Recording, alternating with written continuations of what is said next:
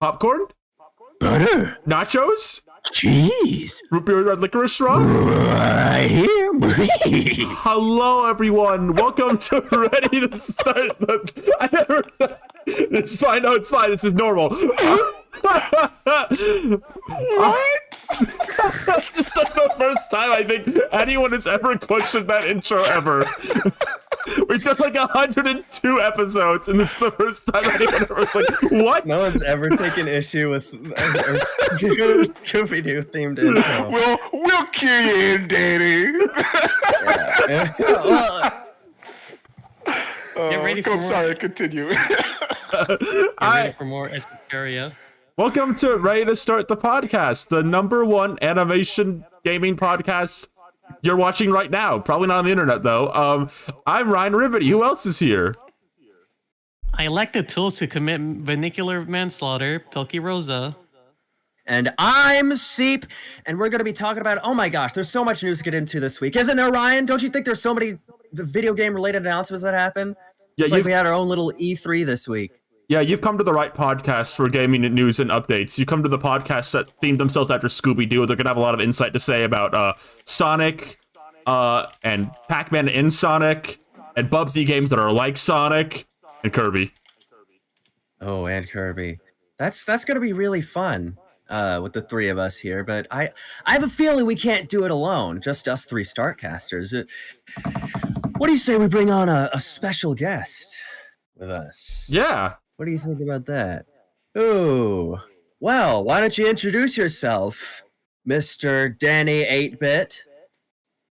Oh, hi. Didn't see you there. My name's Daniel Barnes. What's going on, guys? Yeah, I mean, I'm Danny. Do you want me to tell people what I do? Yeah, what do you do? What Wait, do you do? Wait. Can I take a guess? Please. So I am guessing you are a writer. Writer. I'm the writer. Perhaps. Wait a second. And you Hold have on. written for a very popular video game character, haven't you? Oh, you're getting warmer. I Hold on. see. So I got it. It says here in the crystal ball, you have written for the IDW Mario comic. It's Oh the my writer of the God! Super Mario Brothers IDW comics. I can't believe it. Daniel Barnes. You wrote The the... cat's out of the bag. The cat's We're out such of the bag. big Mario fans. Ryan Oh, especially. man. Yeah, you wrote- We got you- so many things to say about you right now. Yeah, you wrote Scrap Gold Pink Gold Peach Island. Yeah. I was waiting for you to say, "Oh, you've written for Bubsy 4D, haven't you?" No, I'm much more refined in my taste and experience. I And I appreciate must say, I really respect the goal you have, the bravery to add in Vasculus into that arc.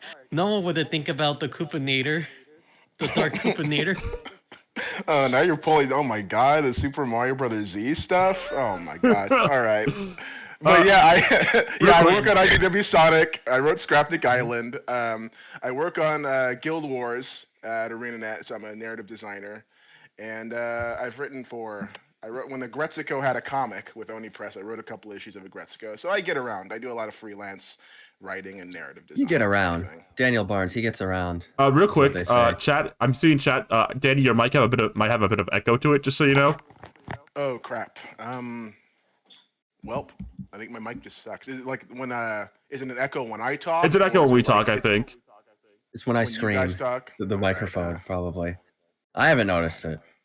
let me see here. Let me see. Let me try to fix some stuff. Yeah, well, you know, what did we bring up? Yeah, but we want to help you out a little bit because you did this week have a very big, what would you call it? A big launch this week. Yeah, I launched my Kickstarter for my original comic, Endless Fantasia. It started it started exactly 7 days ago, I think. No, today's Friday. It started last Thursday, so 8 days ago. 8 days ago. Yeah, and in that time, we're like, as I look at the page, we're almost 50% funded. We have a $30,000 goal, and we have like 14,900 funded right now. So yeah, we're almost 50% there in just Sweet. a week. Ooh. So Let's That is sweet. go. pretty good. But for Yeah, I'm anyone who gonna doesn't post the know, link. yeah, please. Would appreciate that. But for anyone who doesn't know, it's a original action adventure fantasy comic that's inspired by a lot of stuff that I was into in the early 2000s, late 90s. It's very Sonic Ooh. and Kingdom Hearts coded, as I like to say. Fuck And yeah. yeah, boy. And it's and all of the creative team working on it are IDW Sonic folks. So if you Nice. like those books, consider backing it. And yeah, and what's cool about it also is I'm working with this nonprofit organization named Story Leaf. So the whole idea is we're gonna make this comic, but we have this agenda, and the agenda is getting kids excited to read and like reading books and using comics as this way to teach literacy, which I feel like people are starting to come around on now in the last like 5 to 10 years that like comics are like legit literature, and so Mhm. we're trying to do that. We're trying to get a bunch of books. We're gonna make this book. We want to donate it to different places. So it's pretty exciting stuff. Please consider checking it out. And that's enough shilling for nice. now. I will close the Yeah, shilling for I now. want to for ask. 5 I seconds. want to ask one Yes, quick please, question. please. When you say like a lot of things, are they even like big D cups that you're gonna be referencing, or like inspired from? Say again. I'm sorry. Like, what would you say is like would you consider be like a big D cut in the things that inspire you? Deep cut? Oh, I don't know. Like I I posted like so earlier this week I posted a little like a graphic of all my different things that inspired Jack Flash's design, and Jack is the main character. He's the rabbit, the white rabbit character. Mhm. Mhm. He's very Sonic-y as well as some other stuff, but like a couple of the characters he's inspired by, like design-wise, are I don't know if you've seen the movie Summer Wars. I have. He's Oh fuck yeah, yes! he looks a lot like King Cosma from Summer Wars, so I used a lot of that. And then And you got you have from Digimon and you Tamers. got Urameshi. Hell yeah. Yes, Yusuke, my boy, my Yes. favorite shonen protag. So yeah, Fuck yeah. Fucking love Yusuke. He has no middle school education. Love that for him. yeah. So there's a lot of stuff. It's like the little Mhm. bit of like he has an arrow in his head, so he kind of looks like Aang from Avatar. Right. There's a lot of Kingdom Hearts. There's a lot of Teen Titans 2003 in there. Um, it's a lot. It's a lot. It's you'll see. I'm not really shy about what influences me when I make stuff. So Yeah. when people read it, you'll some people will and some people won't. Yeah. You know? Yeah. It's good to love media. Haters out there Indeed. be like, ugh, another media consumer. I love media. Hello, fellow media consumer. I love my ball. Hey, the media ball. You The gotta media get all ball? 7 of them. Yeah, the 7 medium balls. Seven media medium balls. balls. Look out for them all. Well, speaking of balls, that's a good way to good word. Of course. There might be a particularly iconic ball coming to Sonic the Hedgehog. Sonic the Hedgehog is collabing with Pac-Man from real life. He's coming to Sonic Racing, and Pac-Man and Sonic. Sorry, Pac-Man's coming to Sonic Racing, and Sonic Green Hill is coming to Pac-Man. You did that very well, Ryan. Thank you. No You- notes. You brought that up really well. But yeah, it's the latest in Sonic related crossovers. I feel like we've been seeing a lot of these lately. Did we talked about some of them last week. We did. Freaking SpongeBob, all the Nickelodeon characters. But of all the recent crossovers, I think Sonic and Pac-Man feels like, is this the most substantially that they've ever interacted with one another? They stood next to each other in Smash Brothers, if that means anything. Oh, that is true. That is true. But They're this in is Wreck-It they're Ralph like, together also. They are. do they share scenes in Wreck-It Ralph? I don't know. I think they're all at Fix It Felix's party or whatever. But Yeah. I don't know if Uh-huh. and the orange ghost is Clyde is there with Dr. Eggman, in That's the right.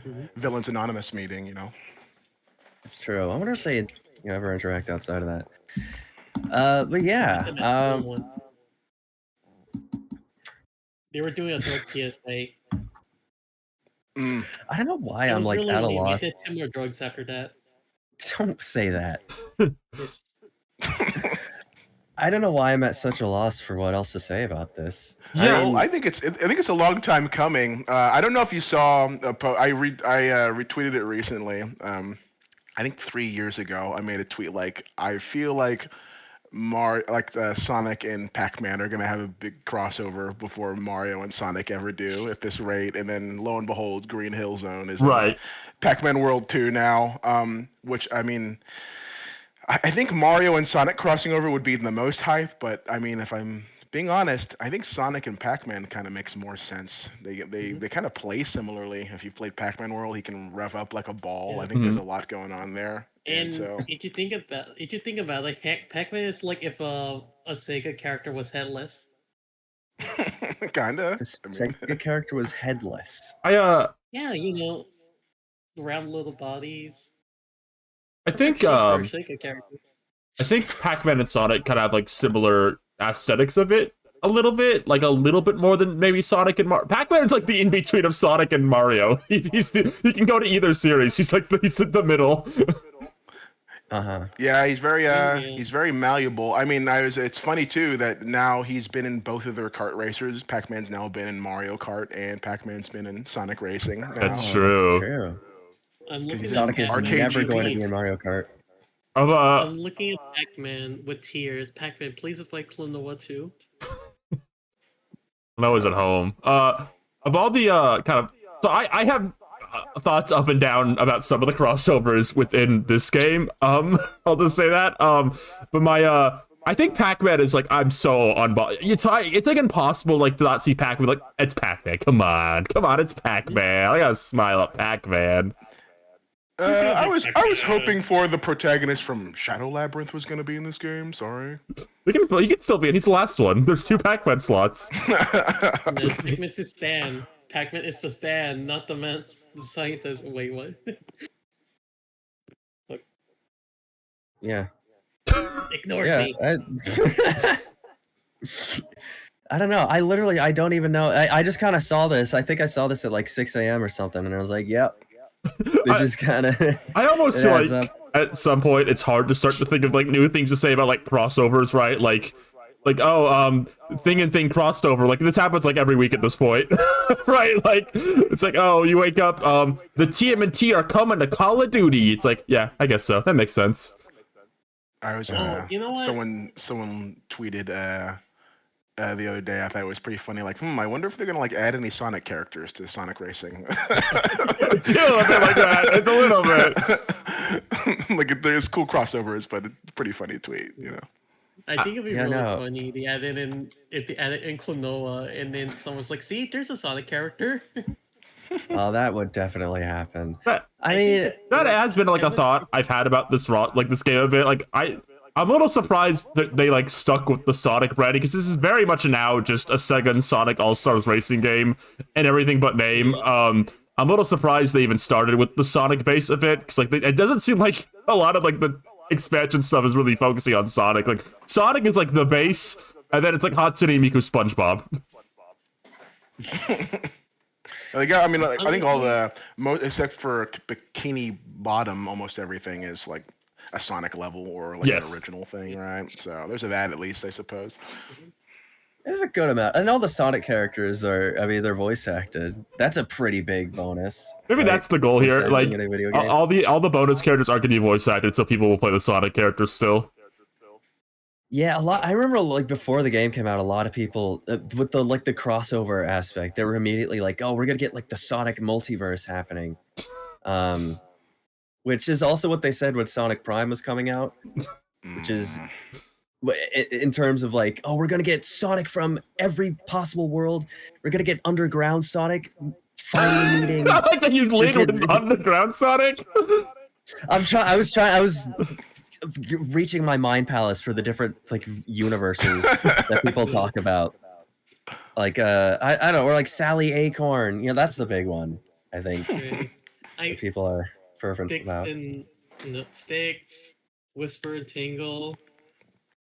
I mean, I do they think just I do think it's really funny that there's been a big like in Pac-Man World 2 repack, like Pac-Man's getting his voice actor back, right? Which is really awesome.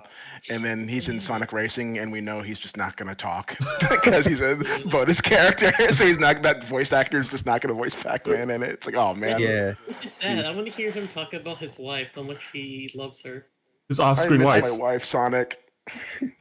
At least with Pac-Man, I think a lot of people are pretty used to him just having. He's usually pretty the mean. 8-bit Yeah. sounds. SpongeBob's Are the you weird sure? one. Have you watched Pac-Man and the Ghostly Adventures? It talks about You're at the right. You're at the wrong place at the right time. No, we're still supposed to watch every episode of that and review it. Oh, that sounds like Thank God I said a no to nightmare. I thought it'd be a lot easier than it has been so far. This probably be brought up later related to this game's roster. I do kind of wish there were a bit more like kind of like weird, and not even like when people think of like rosters in these kind of games, like it's like, oh, they got like the deep cuts from so and so, but I do kind of wish there was like a few more like kind of playful Sonic picks. I don't know, add like the fat animal buddies from Sonic Superstars. I don't know, something cute like that. I like cute stuff like that in these kind of rosters usually. Well, yeah, where we got we have Mario Kart World, and then now we have Kirby Air Riders, and we got freaking Starman. I love Air Starman. Riders. We'll Come on. go. Like I'm like, I'm just, the you don't even have to original do. Starman. Yeah, you don't even have to do deep cuts. Just like, can I like let me race as Moto Bug? Yeah, I race like. as Buzz Bomber. You know what I mean? I love cute stuff like that and like in spin-offs because you're never gonna be able to play as like, I don't know, Motobug like that example like anywhere else. Like this is the time, like, yeah, whatever, let Motobug drive the damn car. Yeah, I mean, so far the closest thing we have to that is Sage in the car. They got Eggpon. Big fan of Eggpon, honestly. I think that's Yeah, funny. That is true. I think And then- I think it will also be a funny silly pick that's a bit of a crossover. Is like they should bring back Choo Choo Rockets. That'd be fun. Yeah. Let me play as Froggy. I'd be down for that. Put some Jet Set Radio characters in there, man. I'd be shocked if they didn't make it in with the Sega, like the free Sega characters. That'd be like a weird one to like not do. Yeah, it's kind of sad because we're not going to see another year 2 wave of like content for Sonic crossover world because they added in Persona 5. Every game that gets Persona 5 crossover shuts down. No, this will be different. Yes. It's got Pac-Man. That's He'll right. save the game. He'll save the game. The kiss of DLC death. Just Yeah, Persona 5's here. Depressing shoutouts to Project Sky fans. I'm sorry, but Joker's killing Miku in the next year. Nintendo in chat says, I can't wait to play as 2 of the Deadly 6. They gotta add the other 4! If I can't play as Zomom, I won't be able to sleep. Let me just play as think I really Zavok. like- Just play as Zavok, and then I can just use the other 5 as weapons. Just throw them. They should all be stacked on his back. they're all stacked up like the Goomba Tower, driving Yes. around. The Kooplings boss in New Super Mario Brothers 2 for the 3DS. Yeah. I feel like I've seen like 8 different Nintendo YouTubers bring up the idea of like making the Koopalings one slot, and they do that. Would you like that? Would that be like legible? Like, I feel like that's like 7 characters. I feel like that's like not a win because I feel like people like the individual Koopalings. If you put them all in one slot, if you like Iggy but not like Ludwig, you just like, well, now I have to deal with this guy in the car too. Well, yeah, you'd just be playing as, you wouldn't even be playing as the Kooplings, you'd be playing as the big disgusting mess. Just noise. The mysterious mask from Forgotten World is here. Just kind of real quick to kind of wrap up this topic. We talked about the Sonic and Mario doing a real crossover someday. I always wonder about that. I feel like companies are way more like open to crossovers now, but Nintendo is pretty still like, you have to have like a really good idea for us to like give you our character kind of thing. Like Mario and Rabbids, like as weird as that is, it exists because that team came to them with like a really impressive pitch. And then like Mario and Sonic the Olympic Games, as weird as it sounds, Sega played into like, oh, it's like a unity thing like the Olympics. And Nintendo's so weird, like they would be into that. I always wonder like what the thing Sega would have to pitch. Did you hear about Mario and Sonic at the Olympics and like the original idea that it was going to be? Like one of the developers posted something like a month or so, where it was supposed to be a bunch of video game characters at the Olympics, including Mario and Sonic, which makes a lot more sense to me. Like, oh, I get it. Like, because I always thought it was really weird that it's like Olympics is cool, but like why Mario and Sonic? So I think it's going to be like a bunch of characters and different events doing different things. So it'd be like, oh yeah, it's karate, and it's just like Ryu from Yeah, Street Fighter yeah. or something like that, Mhm. which makes a lot of sense. The Oh well. the thing said Dragon Ball, but there's part of me that's convinced they meant to say Dragon Quest. I'd be a little shocked if they meant Dragon Yeah. Ball. Goku! Ah! Sega's gonna pitch like Bowser Eggman Dance Party, and Nintendo's like, wait, we can work with that. We haven't done that before. It's a new idea. I mean, Yeah. my whole thing is if they ever did a Mario and Sonic like proper crossover, I think I'd want it to be an RPG. I don't think I'd want it to be a platformer, which is weird Mhm. because they're both platformer guys. But I don't know. I feel like people want something like that for the story Right. in RPGs where all stories are at. And I feel like it's kind of a neutral ground also where you don't have to decide, okay, is it going to play like a Mario game? Yeah. Is it going to play like a Sonic game? It can play like neither because it's an RPG. No, I agree. Weird I opinion though. I think Mario and Sonic platform would just not work at all because they're both platformers, but like their design ethos is so different. At the point you're just making like Yeah. a Mario and Sonic game like packed into one, basically. We're like, oh, here's the Yeah, I Mario think, level, let's like, get the Sonic fans levels. Fans of either franchise would just be annoyed that they weren't playing the one that they already like at any given moment. Hmm. I think it'd be funnier and more cost effective if they just play Sonic Generations with like Mario over classic Sonic. There you go. There you Yeah. He just does the Wow. backward stair jump and boosts through the level. Of course. Mario 64. I love those mods because he just had his arms like out like an idiot. Sonic's gonna be like, all right, Mario, try to keep up, and then Mario's gonna start doing the BLG. He's like, what the fuck? Yeah. Can you do that? Well, do we have anything else to say about friggin' Pac-Man? Yeah, not Green Hill much. Zone? No. No. Well, What was that? That was BLG. all right. Thank you. Are the What's- cops after you, by the way? What's happening? It's a real mess out here. They heard that the Pac-Man stole Sonic's rings and they're after him. Ooh. But Next speaking topic, please. speaking of Sonic the Hedgehog, there was some news, quotation mark, about Sonic recently. So recently there was a post made with pictures of what seemed to be a Sonic Mania 2 prototype that never got made. And it's a little funny because the tweet or Blue Sky post, I don't remember which one it was, that announced this was like very casual about it. They were just talking about like a kangaroo enemy, and they dropped like these pictures, and it's like, wait, what is that? What's that it was about? Christian Whitehead. Yeah. Yeah. It just kind of jump scared everyone. Looks pretty neat. Looked pretty nifty Yeah, I can't wait to play it. You know. in the alternate timeline. Yeah. And can't be helped. At very least, we got Penny's Big Breakaway. Yeah. Yeah. I never played that. I know it's on the. Oh, it's good. Yeah. Play it. I love it. I know. When just slowly chip away at. When did it come out? Because I feel like it came out at a time where it was like, Last oh, year? I want to get to it, but it must When have been did it come something out? else. Fairly Who certain it was knows? last year. Hey, when did it come out? Hey, Grok, can you tell me when? Yeah, hey Grok. Hey, Grok, let me get a version of Penny's Big Breakaway, but with the super Ah, rating. becoming what's his name from Star Grok, Wars stop. Episode 1? Hey, Anakin, hey. Oh, Andy. Oh, yeah, that guy. Imagine like this big gross guy like slapping his belly like, yeah, give me Penny's Big Breakaway with RTX and shaders and reflective ray tracing surfaces. Grok. Grok does sound like a gross Star Wars alien. A Just the little name. bit. Big disgusting Brock, animal. show me Sonic. It Not did- Brock. came Please out. make his chest smaller. What are you talking about? Nope. Grok is making Sonic's chest big. Let's leave. What are you talking about? Okay, Anyway, Penny's Big Breakaway came out in February of 2024. I just looked Yes. it up. February 2024. Well, now it's on the Nintendo Switch 2. So maybe I'll play it. But You no, should. yeah, this game that never was, this Sonic Mania follow-up. It kind of looks perfect to me. Like this is kind of like if you were gonna make a successor to Sonic Mania, that specific team, but just with kind of a more I guess, modernized look to it. Mhm. I feel like this is kind of the ideal. It very much matches the illustrations that they released alongside Sonic Mania.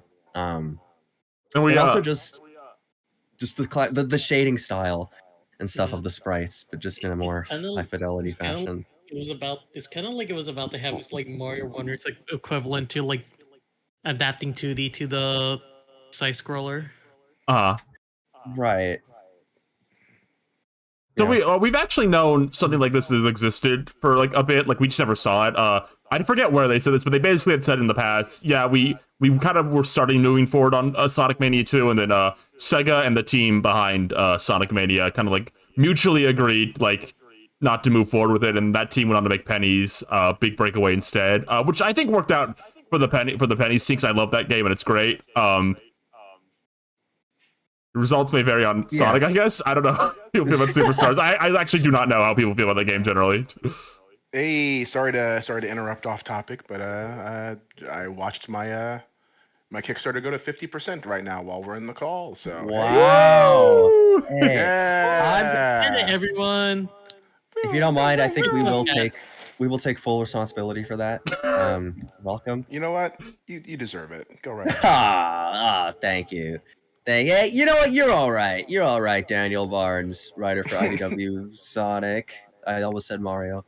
Thank you. Smiling evilly. Yeah, I mean, I feel like Sonic Superstars is like the perfect like. What would a classic Sonic game be like if it was just completely routine? It's got flaws, but I don't think it's like egregiously bad or anything. It's just very like Tails doll. Does that Tails doll? Yeah, Superstars is fine. I just other than the freaking final boss. I've heard about that. Yes. But yeah, I think it's totally fine. You know, I got Mario Wonder instead. I kind of wish it. I just wish it had a little more panache, a little more sauce. Yeah, I think that's what people kind of miss out on. Like Sonic Mania had such like excitement behind it. I feel like that's just an exciting game. Just from even just like the developer perspective and the fan perspective, very exciting. And I feel like this one little glimpse of it we've gotten. I mean, it's easy to look at something from a canceled project and say like, oh, this must have been like the best thing ever made. Right. But it does look really good. It looks like Sonic Extreme was going to be the best Sonic game ever. I swear it. I would play it and not throw up. That game really was trying to have another Luigi inducing. moment. Another what? Moment. Luigi in the cold moment. Luigi in the cold moment. What is the Luigi in the cold In moment? the cold. You know, they found him in Mario 64. Oh, Mario 64. No, but that would have actually been awesome, right? They just didn't do that because it broke. Like I said, they're trying to have another Luigi in the cold moment. Right, I get it. This is their Luigi in the cold moment. I think with Sonic Superstars, we're seeing with like a lot of mascot platformers recently. There's been a bit of a shift in terms of like visual direction, kinda, and I think people like kind of want that for Sonic. Like they kind of want that like let's examine this character and like what works with him and like what kind of visual identity like is like kind of fits this character. Like you saw with like Mario Wonder, Donkey Kong Bonanza has kind of done that recently. It's been like kind of more a thing to like think about these things in 3D. And again, I haven't played Sonic Superstars, so I can't have a full opinion with it. But just like on the surface level, it looks pretty like typical. Like it looks like very much like if you had to translate Sonic to 3D, like kind of like what it would be like on a very basic maybe level. But I guess that's interesting to like talk about. Yeah, I guess so. Yeah. No, yeah. It has Amy. It does have Amy. It does have Amy. See, And it feels cool. I think they should still make another one, even though it didn't sell that well because they released it at possibly one of the most inopportune times.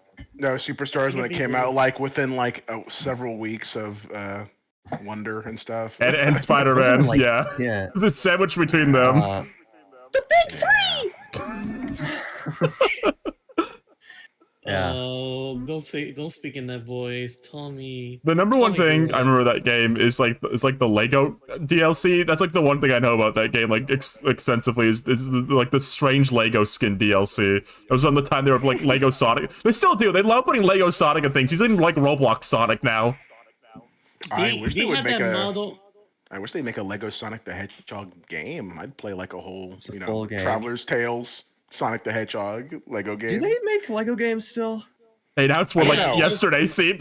Oh! I thought you Like, meant Traveler's they- Tales. Yeah, no, they just announced the new Lego Batman, and it's hilariously it looks like Arkham. it's just an Arkham game, but it's Lego Batman, which is really funny. Uh-huh. It's open It's world. The kid-friendly combat's Lego- exactly the same. It's kid-friendly Arkham Batman. I mean, With if the people, spray, it has a spray bomb and everything. I think that just tells me if we get into a Lego Sonic game, that's going to be how we're gonna get the next Sonic Adventure type game. Sonic It's got to be a Lego game, Lego I Sonic. think. Yeah, Lego and people are gonna have to like it. That would Yeah. be the best thing ever. I do just kind of back on the Sonic Mania 2 prototype. I think ultimately I prefer they went on to do pennies instead of kind of like doing another Sonic thing. So let them like kind of breathe their originality a bit more. But I think there's always going to be like that, like, oh, what happened here? Like kind of like curiosity to it, like right, like, oh, what happened? Like kind of lead to like the what's not move forward with this, like the like. It's one of those things where I feel like people try to go to conspiracy theories and like. And when the truth comes out, it's like really simple. Like, oh, we just both mutually agreed not to. Like, 'cause that's what they said. I wouldn't be surprised if like that's just the extent of it, honestly. Like maybe Yeah. and maybe they will eventually do something else. Maybe they're just not going to do that particular iteration of it, you know. So anything is possible. Yeah. Yeah. A lot of the time with gaming stuff, the answer tends to be like much tamer than like people like I think want it to be. Like it's usually pretty straightforward. Like there's not usually like a big conspiracy theory behind it. It's usually just very simple. It's just business. Yeah. Yeah. But you know, Well. we can Go probably ahead, Ryan. we can probably fit this in before we do the other thing. Actually, we got time. Moving forward a bit faster. Speaking of platforming furry characters, who's Yeah? excited for Bubsy's big return? Oh man. Now, I saw that. I saw his style update, and then like the way he delivers his dialogue, like you know what? Yeah, that's pretty cool. So what the heck is this? What the heck is that? What are you talking about, Ryan? Bubsy's returning. What do you mean by this? What happened? Well, Bubsy Bobcat is back from the grave. He actually never really died. Bubsy's been a shockingly frequent releaser these past few years. Bubsy is back in a new game from I think the game is like called Demon Turf. Let me double check. Yeah, Developer? Demon Turf. Yes, the developers The of devs on Demon Turf. me a Rayman Along- fan, just getting my noose ready, seeing Bubsy getting another game before a new Rayman. Just, Come on, oh. everyone, wait your turn. Looking at Banjo. Hey, show some respect to Banjo's corpse here. At the bottom of the pool as a skeleton. But yes, Bubsy Bobcat is back at a new platformer with a A 3D platformer. 3D platformer, and he's 4D platformer. 4D platformer. A four-dimensional platformer. I think we need to get the elephant out of the room immediately. Yeah. Is he like? He's like supposed to be a little sexy now, right? Like they kind of made him a little sexy looking. I mean, with that line read, listen, that the way he read that line, it was in like the same cadence, same direction as like Rika from Pokemon. Okay. Yeah, Bubsy, he's back. He's got an all new look. I know the last time they tried to bring Bubsy back, which was during the big, I'd say the big 3 of 2017, around that kind of launch window. Mario, Sonic, and Bubsy, the big three. Yes. Yeah. Bubsy You know threw his what? little hat in the Yeah. ring. Did anyone else make Bubsy and Sonic Forces? Because it was just on everyone's mind. Did anyone else try to do that? That game did. I remember that game did not have just like a big white T-shirt in it, which was very problematic for trying to create Bubsy. But I remember that being kind of a more kind of basic transfer of the classic Bubsy. And this one seems to be, I guess, trying to do something a little more, go in a little different direction. They've kind of made him a little less cartoony. He's a little less 90s cartoon looking. Yeah, he looks a little too anthropomorphic. I think. You It's think kind of so? Okay, I'm Your glad- taste? I like, why does he, like, they have him posing on the artwork and it's like, why are his thighs and calves so luscious and defined? This is so weird. He's supposed to look like a Looney Tunes character. Like, what happened, man? It's so weird. I'm glad you said that because I was really worried I was gonna be like the bully here and be a little mean. So here's the thing. Bubsy's never been like an all-star design or whatever. Bubsy's always been like just fine. But I do think there is maybe some intent lost. I feel like Bubsy's whole thing is that he's a piece of shit, like annoying little cartoon guy. I feel like this design doesn't really like that kind of like loser Looney Tunes vibe. Like he's like a loser version of Looney Tunes is like not quite here. It's kind a of loser version of Tiny Toons. He's Let's not. a loser version Let's of lower the Tiny bar a little bit. Toons. Like, you know. He's kind of wherever. Where's the line? I don't know. There's like he's kind of on like levels close to like Conquer, whatever Conquer had going on.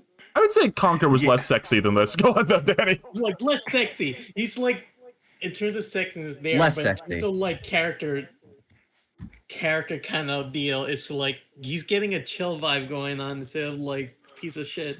Yeah, and look, I don't want to imply that's like they're doing it for sex appeal. No. I don't think that's the case. I think it's just sort of a different design philosophy. I think it's sort of wanting to be taken seriously a little more. And you know, maybe that's what Bubsy needs, because this does look to be a pretty sincere project. It looks fun. I see the gameplay. I'm like, oh, I like the schmovement. I like the like what they're doing. So I mean, game's got movement slop. Movement slop. Movement Oh, slop. brother. Oh, careful, rolling down a hill and moving faster. Here we go. Oh, you can sequence break by jumping across a lot. Oh, here we go. Yeah, they showed off the secret break. Everyone said this game sucks because they don't care about level design, and then the dev has to say, or like game tester said, like, no, I literally had to do this like 100 tries. You need to post. I hate when they do this unique little trope in platformers, and it's just a character. Oh yeah, this. I hate Notice when video games NPCs doing this talk to lately? you. Yeah, I mean, I think it looks fun enough. I'm not like jumping off the walls for Bubsy 40. I'm not but jumping off my roof about this, but you know, it's. But I'm jumping out the window. You know. Yeah. Oh wait, it hasn't been paid for everyone. His name is not Bubsy. It's Santiago. Okay, we're gonna do that whole thing. Nah, I'm nah, getting choked. I'm being hit with sticks. I just Bubsy gets a new game. Croc gets a remaster. I'm just sitting here right. just waiting for Rayman. I to wonder get a if game, Rayman got his big comeback in that Rabbids game, and that was freaking just Rabbids game. No, that was a you know, warm-up. we got an announcement last week that they had a Rayman game planned that they canceled. That's what we got last week. I was just like, so miserable. I don't want to like be dismissive towards like certain characters, but do you think the reason like characters like Bubsy and Gex and Croc come back is because like the licensing for them is cheaper? Do you think it's like easier to get like the Croc and Bubsy license than is like Rayman? Oh, dude, I got the for Gex. I got the Yoshitaka Amino print for that. Did you see that? I did. The Final Fantasy. Yeah, I bought it. It's in the mail. I'm framing that and putting it up in my office. But Gex is like weird ownership, like being owned by Square, like that weird fun fact. I'll let up to that moment. Yeah. Eidos, Really Eidos, crazy. owns Gex, yeah. Really crazy. They made like a blow up doll of Gex. Did they? Is that true? I think is that that was- true? Ryan, is that true? I think that was one of the pre-order bonuses, like Gex blow up doll. Grok, What a is that bonus. true? Is there a blow? Let me And look. Doink. Yeah. Let me. I mean, get that in okay, your search. there is, but it's not like the way you think. It's like a literal. It's like a That's the way very I think. literal. I don't know what I was thinking. It's I have not- no idea what I was thinking. It's When I that heard was the point. inflatable Gex blow up doll. Yeah, and that was like the last good, decent limited run games package deal before they did Shantae. Yeah, you is wish- that Shadow Generations like PVC statue or whatever? What was it that they promised? Has that come out yet? Did No, you get yours, no. Danny? No, I didn't order that. I was like, you didn't order that crap. I didn't have pre-order a. stuff. It's a lot of money, and I'm just like, it's a lot of money. I don't have room in my place for it. I didn't feel like receiving it in 2029, so I was like, whatever. I'm not gonna get this. See, You know. is slop like your word now? Is this like your like Rosamund where you learn a word and then I you think like it's funny. use it? People have, no. Slop. It's really I'm funny. being satirical. Okay. Okay. Using my satirical wit. I'm using my satirical wits to talk about something in society.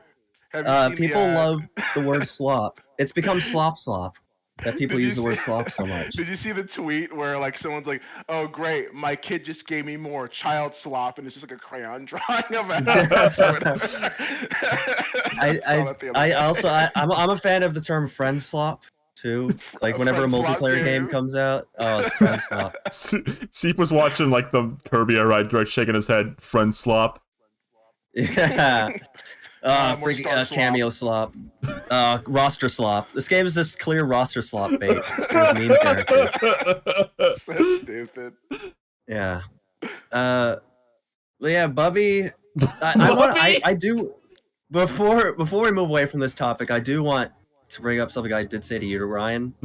That his voice acting in this game, I think, has the exact cadence of like an insurance mascot. That perhaps was like a little wackier in the 90s, but in the modern day they've kind of toned him back a little bit. Because now all the insurance mascots, now all the corporate mascots now, they don't like burst in the room and start breaking everything like in the 90s. Now they kind of like sit next to you and go like, "Hey, what's going on in your phone there? Here, let me help you out." Like that kind of cadence. You calling him an insurance mascot just made this connection in my brain of just like the Geico Gecko in Gex. Like I know what to. I got to see that mod now. the car fox. Exactly, the car fox. That's what they did. He used to be like a little like Muppet thing. And then they kind of rebranded, and now he's like, "Hey, want me to help you with your car? Hey, let me sit next to you. Let me sit next to you in real life. Hold your phone for you." We gotta The penguin. We gotta start like Penguin. the tune like detunification conspiracy theory. They're detunifying. Where's Michael B. Tuning? Daniel, have you met Michael B. That's Tuning? what I was saying. Michael B. Tuning? Oh Don't man, do we this. don't even want to explain what that is to you, but Like Michael B. Jordan? Like what's happening? no, it's just a guy who loves tunes, and he's the only. I swear, he was the first. He was kind of the only person for a while to be talking about detunification, which I think every passing day, I think he's getting more. I think he's becoming vindicated. You know, I think detunification is real. Hashtag detunification is real. Judge Doom is secretly This is behind like- this somehow. Yeah, exactly. That's what I'm saying. They were warning us. Oh, I'm gonna buy Twitter Blue and then like make a post talking about like, wow, when we were kids, we didn't get it, but now it makes so much more sense. I'm gonna post a clip This is like, of like Judge Doom talking about detunification. I gotta say, this is like the equivalent of Dr. Hyde validating Mr. Jekyll.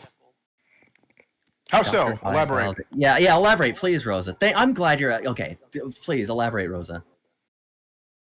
Yeah. Okay. Sure. All right. Well, Look in the Is Pac-Man Labyrinth detunification? Pac-Man. Shadow Labyrinth. Please get the name right. I'm buddy. sorry. Thanks. They should call it important game. Pac-Man Labyrinth. They should call it Pac-Man Labyrinth, though, right? Is Crash 4 like Maybe. Labyrinth?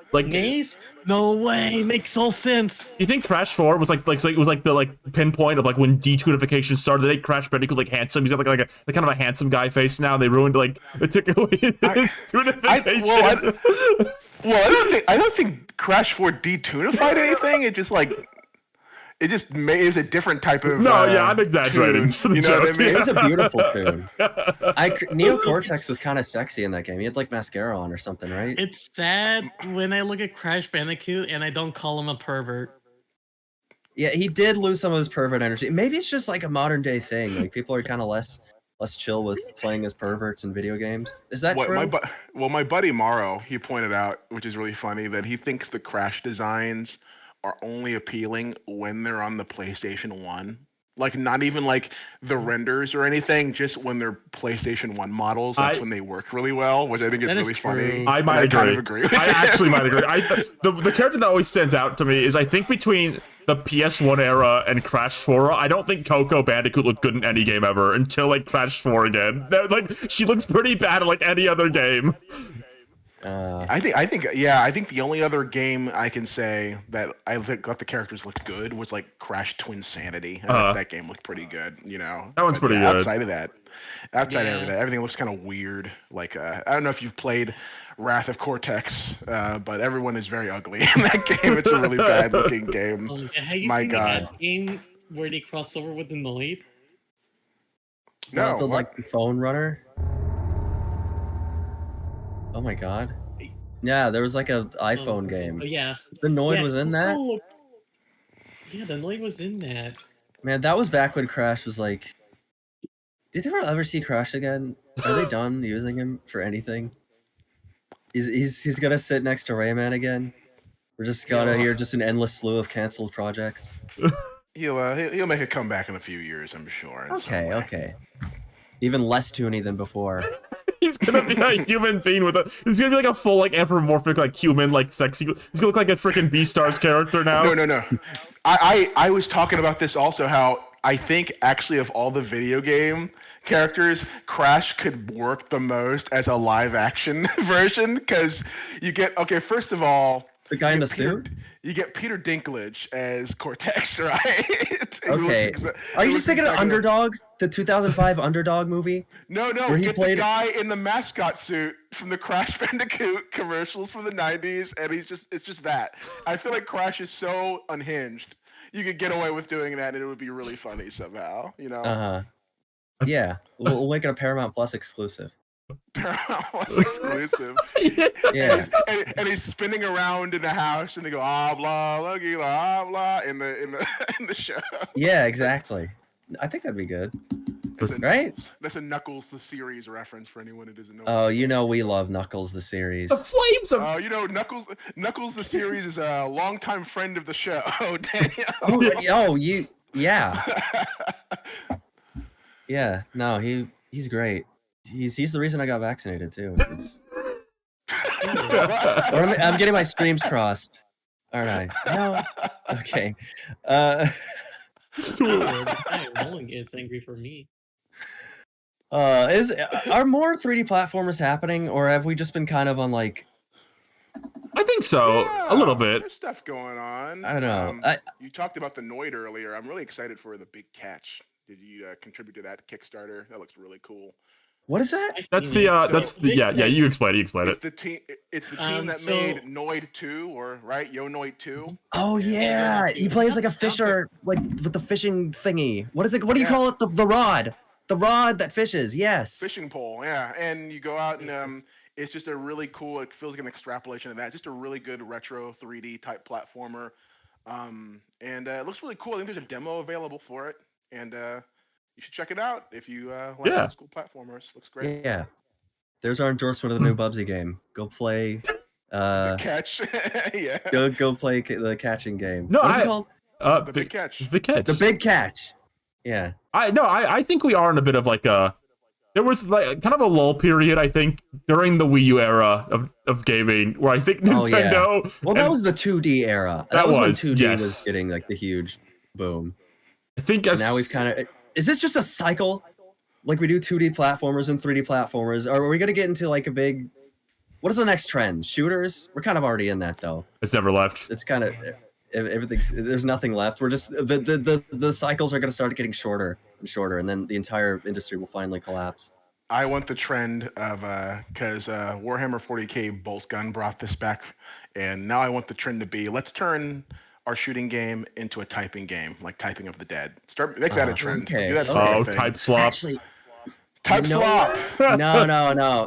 You know what I want the return of? Yeah. Now that I think about it, I want us to cycle back to the simulator games.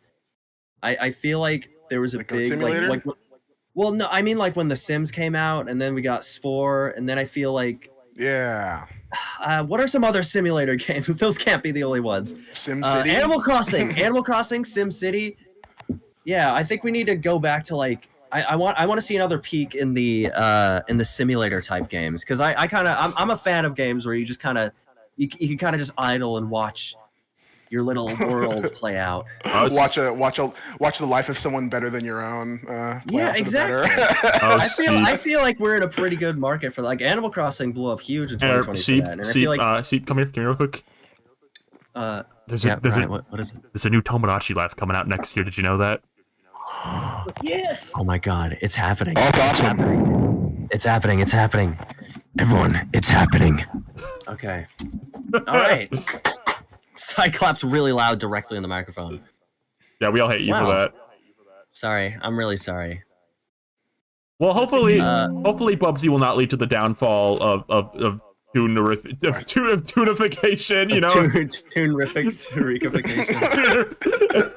I hope Tunerific Tyreek loves the new Bubsy game. I don't know why that's... Sonic Frontiers idle dialogue. Tunerific Sharik would love this. All right. Just stand next to the Family Guy house when he says that. Great. I love talking about people who aren't here. Anyways. Simpsons slop with yellow family. So we're going to actually do questions a bit earlier because Daddy has to leave in about 30-ish minutes. And there was a few questions that were asked that I think would be relevant to Danny, so I think that'd be fair to do now. Yeah, we're fair. We play fair around here. Sure. First question: what do you think of Tunerific Tyre? Yeah. Okay, tell us. What do you think? What do you think of the Peanuts videos? Do you think they were prematurely canceled? Do you think got more of those? Go, ask me your questions, my friends. All right, we got So where are these questions submitted though? We should let people know. So we have a Discord, and if you are a channel member, you can join the Discord, and there is a channel where you can submit your questions, and we take them from there. You also get a few little emotes in the chat. I'll post them. They're just fun little bonuses as like a little like incentive to like join the channel. Yeah. So let me check what we got here. We got a few good ones. Everyone's talking about Bubsy. I hope people like the Bubsy discussion. Yeah. Let's see. Here's one. This was specifically from Mush1/1 for Danny, but I think we can all answer this if you feel like it. What would you say your top 3 Sonic robots are? Top 3 Sonic robots. I know my top 2. One of them's gonna be one of them is going to be Mecha Sonic, obviously, for obvious reasons. Why? What is the obvious reason? Because I wrote Scrapnik Island. Oh, that's right. I have that book. You signed it for me. You remember that? He was there too. Pretty cool. Yeah. Yeah. Yeah. So Mecha Sonic. That's number 3. Mecha Sonic. Probably the Egg Robos. I love the Egg Robo design a lot. Mm-hmm. Okay. And oh man, I want to say Metal Sonic, but I want to be a bit more original than saying Metal Sonic. There's a lot of robot Sonics out there. Or do mechs count, or is it sure? bad? Yeah, go Uncle for it. Chuck. I really love. I think it's oh god, it's like the death. I think it's the Death Egg Robot Kai or whatever. It's the one you fight at the end of Sonic 3 and Knuckles, the giant Death Egg Robot. That one specifically, I love that one. Okay. When you're on the space station and it's like you have to and it blow sneezes the fire at you, right? Yes, I love that thing. I think it's so cool. Yeah. Those are my 3, I think. I know mine. You know, Ryan, tell us yours next. Orbot, Cubot, and the pink triangle female robot they draw on Twitter one time. That's pretty good. Orbot and Cubot are pretty cool. I like Orbot. I think we're pretty big Orbot and Cubot heads here. I would buy it. I ironically like them. I think they're do really too. Cool. Yeah, when I write Mash videos, I like try to like find an excuse to have them in there. And I feel like I've endeared the Mashed crew to those characters a little bit, and I just want to take credit for that. I think they're good because I'll go on. You go on. I was gonna say I think it stems from me liking Scratch and Grounder a lot. So that's probably why I like them. You know. I think there's like a necessity for that kind of to have Eggman to give Eggman someone to like swing his superiority around over when Sonic's not around. Yeah. I 'Cause- think that's a very good Yeah, utility. because I don't think like it really works that he's just like kind of casually talking to Metal Sonic, because that's kind of like a scary guy who can't respond. And then Sage now is like someone he actually cares about. Orbot and Cubot are good to like have him like kind of like mumble to and like get angry out of it. I think that's a good way to bring out personality traits for him. So I think they're good characters to have in the series because of that. I agree. Glad they're never removed. Yeah. Yeah, do you have a favorite, Rosa? Like, yeah, I would say, yeah, I like. It's hard to pick. I have like two definite. I like Grounder. I like how funny he sounds. Sometimes I look at him and it sounds like he's about to say sex dungeon. Okay. Why's that? Elaborate. Yeah, elaborate, Rosa. I'm glad you're here. No one ever asked her it's- to elaborate. Because they're scared of her. More or But less, no. more or less, no, it's just that I was watching Adventures of Sonic the Hedgehog and he just has such a funny voice for a moment. I just hear him, I feel like I heard him say something like about dungeon. It's like sex dungeon. It's just my bit. Okay, so that's just purely from the machinations of Rosa's yeah, psyche. that's my 3 a.m. brain listening to the Grounders speak. So The inner machinations of my mind are an enigma. That Pardon just milk spills. Yeah. Except for Rosa, it's pill. oh, I like Tails. That's Tails no- doll. Tails Tails doll? doll. Okay. Yeah, Yeah, what kind of that's doll? Yeah. Tails doll used to scare me when I was younger, but like, nah, not anymore. I just think it looks cool. What a cool looking design. Fuck the low design. Yeah. And favorite one of all, it like cheap one, easy one, but like Gamma. Ooh. Oh, Yeah, Gamma's a good one. Yeah, like his story is like so somber, but like I respect it. I respect course. it. This is the wrong room. That's one of my favorite Gamma quotes. I have it on my fridge. I played Sonic Adventure for the first time this year. Actually, that's a fact. And I played a mod that like reverted back to the Dreamcast edition. In case anyone's worried. Good. No, Yeah, she so played it the right way. You played it the objectively correct way. Right, yeah. I've heard all about it. I wanted to make sure I was playing like a more pure experience.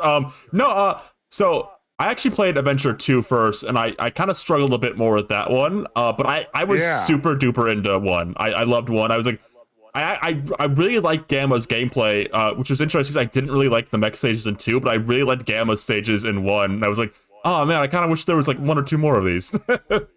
That is also my shared opinion / hot take, is I do think Sonic Adventure 1 is a little better than Sonic Adventure 2. I like You know what, Dan? You know what, Dan? It's also Yeah. like Me it's too. also- Me too. Yeah. Also, Sonic Adventure 1 is like a cool place to chill out at. I would like want to hang out at Station Square, drink from the water. Right. I think the hub world is a immaculate huge. vibes. Yeah. I think the hub world does a lot for that game. Yeah. Yeah. But I Yeah. just want to run around in it. Yeah. What about you, Any other Seep? questions? Oh, Seep, you didn't name No, your I top don't- 3 Sonic robots. Orbot, Cubot, Sage Cows. Sage a robot? I guess she's like a She hologram. kind of is, basically. She's like a Digital robot. an amazing digital robot, you could say. No, don't do I wouldn't say that. Do you want to call her an amazing digital? I think she's amazing. It's fantastic. Okay. Let's Say that again. Here's another Sonic the Hedgehog themed question. We got a lot of those. I wonder why. From eCurve. Any specific hopes for Sonic Frontiers follow-up game, which is probably soon at this point? Any hopes for it? I hope release. I hope there's no pop in this time. Yeah. I would like to hope not the just game have stuff isn't appear. bad. I hope there's no bad graphics. I think, well, you know what? I think like Shadow Generations did a lot of stuff with the Frontiers like formula, and they really refined it a lot, which was kind of crazy. They did it in such a quick amount of time. So basically, I want more of that. I'd like to have. We just talked about a hub world. I would like to have a hub world where there's like people there, and it's like a city, and I can like talk to NPCs and stuff. I want to. Yeah. Like a place where people can play with toys. Yeah, just like something like a real something like I get why Sonic Frontiers is the way it is because it's part of the story. It's desolate, abandoned island, and it works for that story. But I would like to see that formula in a populated area. I'm always talking about how I would love to see it. Like, it doesn't have to be Station Square. Make a new city up and make it make it look like Splatoon. I would love to run around like a Splatoon city with Sonic, right, and have a bunch of like life and there's stuff there. So I'm hoping for that. Um, multiple playable characters, obviously. Maybe have them play a little better than the other playable You don't want like an characters in instant. You want like an instant fly around the entire map button. Oh my god, dude! Knuckles is one of my favorite characters, and Oh. they fixed Knuckles, they patched it, but when they first had playable Knuckles in Frontier, I was like, what did they do? They just did, bro. Like, when I saw like what was going on, like the glide feels like ass, and also what the hell am I? How can I just start up that fast and like rapid succession? It was insane. yeah. They need to, multiple Sonic's playable friends, like a real good setting full of life, just more polish. Like I said, I really like Shadow Generations a lot. I think that's a great improvement over that. So more of that, you know. Also, Big the Cat. Also, Big the Cat. bring him back. He's a given now. Yeah, but like the real Big the Cat. He's like no, he's like how like Donkey Kong has like Rambi like in the main cast, like the core characters. Big the Cat's also kind of part of the core Sonic characters in my mind now. He's always gonna be there. He's like Rambi. He's like Rambi. Yeah. Big is proven to be like that Inside Out meme where it's like, what the hell do you mean SpongeBob can be in here but not me? It's like Spongy now is very important. That's what Big the Cat is in everyone's brains, canonically too. I think broadly what I'd want to see in Sonic Frontiers sequel, I think just overall having more of, I guess, a fun Sonic-y vibe to it. Because you mentioned that as far as like the world goes, how it was very grounded, kind of.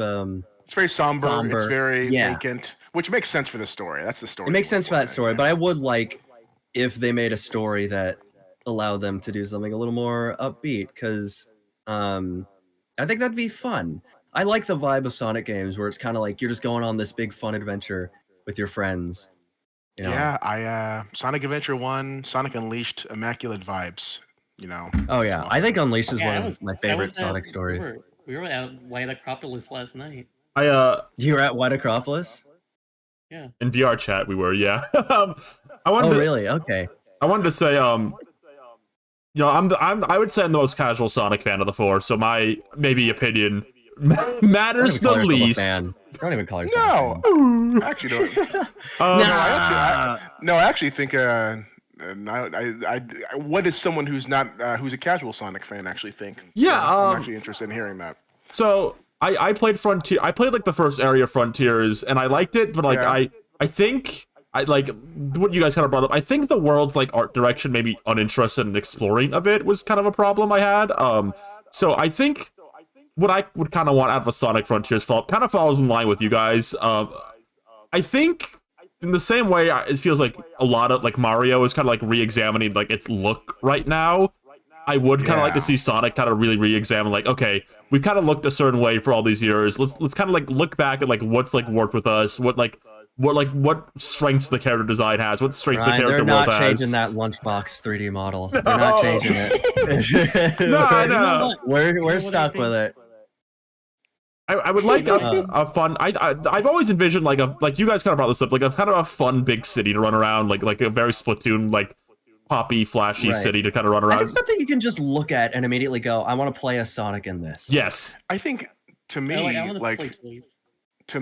I think of like especially modern Sonic, I do kind of think of that urban thing. Like you think of like it's futuristic. He's in a city.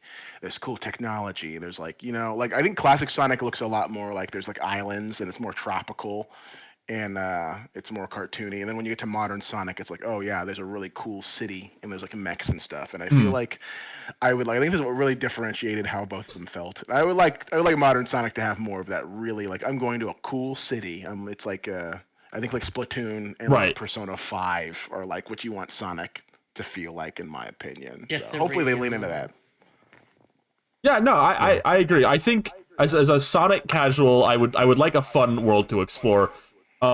I'm not really like someone who could like I think determine like Sonic's story. I maybe would like something a bit more energetic. I like what they were going for in Frontiers. I liked when they talked, but I would like to hear a bit more energy maybe. Like I think just generally speaking, that's the big thing with the next Sonic. I like a spark of energy to it. That's the word I would use. You know what?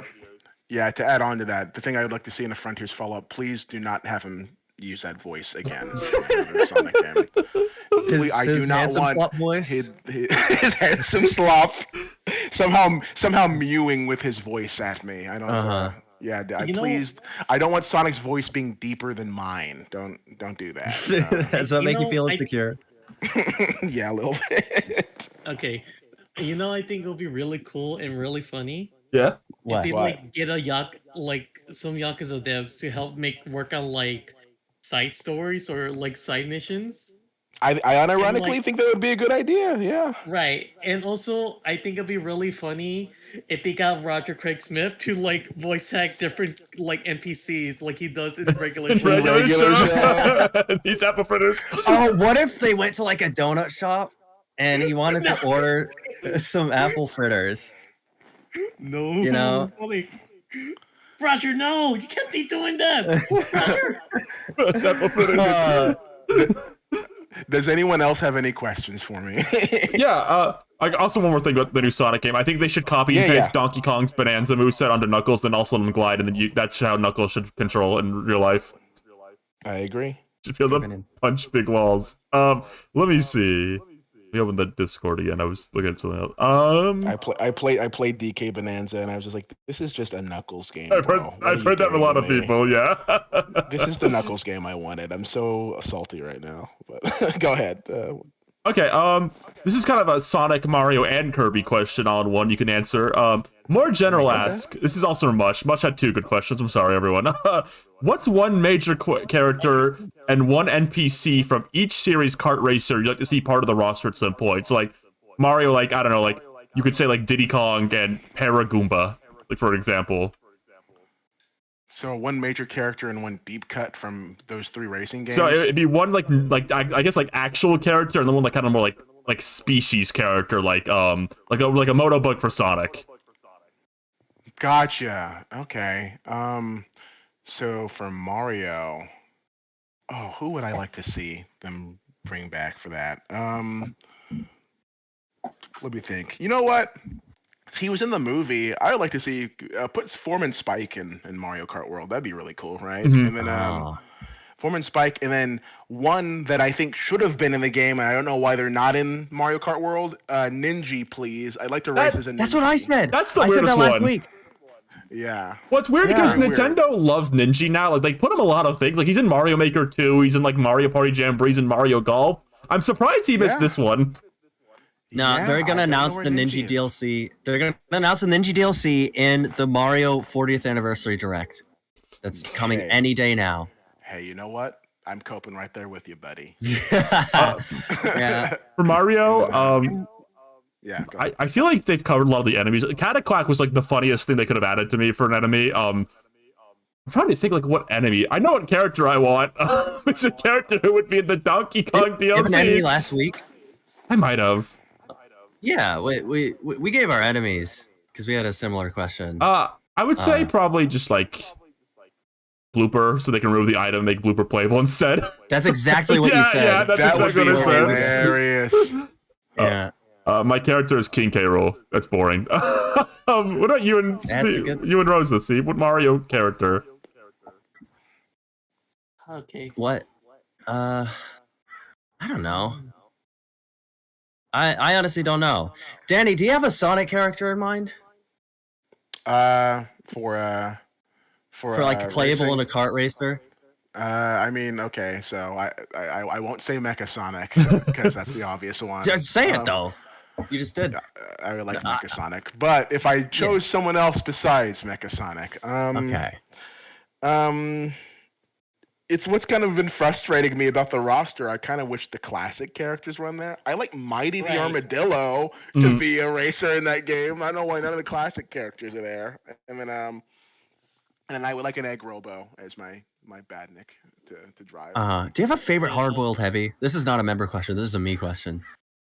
Hard-boiled heavy. of the 5, I'm trying to remember all of them. There's like the magician. I mean, it's fine if you don't have a favorite. I think mine is the magician. I like the ninja one because it's just a big shinobi reference. So I think that was really Uh-huh. cool. That's a good one. Yeah. Yeah, I'd go with that. Well, what about you and Rosa? Do you two have Sonic character and enemy you would like to see in this game? What about Beavis and Butthead? Rosa? Oh, hell yeah. Okay. Okay. So I think this is like, I know Gamma's dead. So I think this is a funny or a good way of like going around it. Add in like the E series Gamma clones from Sonic the Fighters. Not Sonic the Fighters. Sonic Battle. Yes, Sonic Battle on GBA. And I want to see them add Honey the Cat.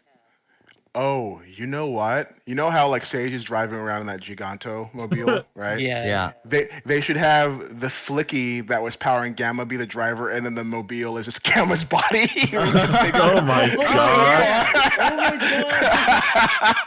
god! Just like That'd be Mario awesome. Kart Worlds, Rob. That's actually like a really good idea. Have you ever That's been able so to play as the horrifying. Flickies in any like Sonic property? I don't there's think a so. Flicky game. I think it's just the Flicky game. I can't think of Wow. controllable Flickies in any other Sonic thing. I feel like that'd be pretty cool. I don't know. Yeah. Have like Flickies. I guess that's what they use the Chow for now, having like a cute floating character. Man, They that just would use be the cool to Chow. play as too, just a Chow in Sonic Racing. I'm kind of surprised they I wonder did if it. they ever- Yeah. They've ever done anything like that before. In a previous Sonic racing game, there was missing Cream the Rabbit, maybe. Yeah, well, that's the trade-off. We can't have Cream and a playable Chow. There can be only one. Now she's driving. Yeah, now she is driving. I don't really know if I have the deepest answers for Sonic, because I'm like the casual. I haven't read a lot of the comics, but like it'd probably be cool if Tangle and Whisper showed up. They're like cool designs. Yeah. I think they ought to be included in something by now. I feel like they Yeah. keep wanting to is the vibe I get. Like they keep putting them like in like kind of like non-committal, like, oh, they're in the mobile game and they're in the Roblox game. I think a racing game's a very natural, like kind of more big deal thing to put them in that isn't like a story-based thing, perhaps. Right, you don't have to justify them being there whatsoever. You Yeah. can just put them in. Like Yeah. how Shadow was in like Sonic Riders as a playable character, but did not contribute to the story. My NPC, like kind of enemy character, is the chicken enemy Scratch from Sonic Adventures of Sonic the Hedgehog is based on. Put that chicken enemy in the game. So you want Cluck or you want Scratch? They're not gonna put there's Scratch. two. They're not gonna put Scratch in. It's gotta be Oh. Cluck. They won't have his awesome voice. Gotta be Sonic. Mm. Oh, whoa! You did voices on that cartoon, didn't you? Yeah, you caught me. Oh, come on. I removed my face Mission Impossible style and I'm Scratch. What do you think of Wes Weasley, by the way? Someone asked that, and I just wanted to get that out of the way really quick. I don't feel one way or the other about Wes Weasley. He's a funny adventure. Okay, that's a very like politically inclined answer. It's very smart. Okay. I guess the last one of this question is Kirby. I wonder where Kirby's Oh, got yeah, I forgot about so many fantastic characters from across the years. They already have Starmen. I have nothing else for them. They've finished. Yeah. I have nothing else to teach them. The K rule of Kirby Racer. monster character. He's the Gino of Kirby Racers, even. Yeah, I think he's the Gino. I have no problem saying that. No one said Gino for the Mario racing, by the way, which I think is really funny. I want We're that. normal people is the thing. I want to see We're Peachette. normal people. I'm not normal. I said I want that big stupid crocodile. We're normal people, says the person who said I heard Grounder saying "sex dungeon" while watching. Sonic. Yeah. Okay, actually, okay. Here, have this. Enjoy this image. Get a load of this. Grounder in the Post an Dark image. World. There you go. I will not allow All right, that's a good picture to put on the screen. Okay. Thank you. But see, what you're a big Kirby head. What's one character and one enemy you want on the roster? I need to think of this quickly.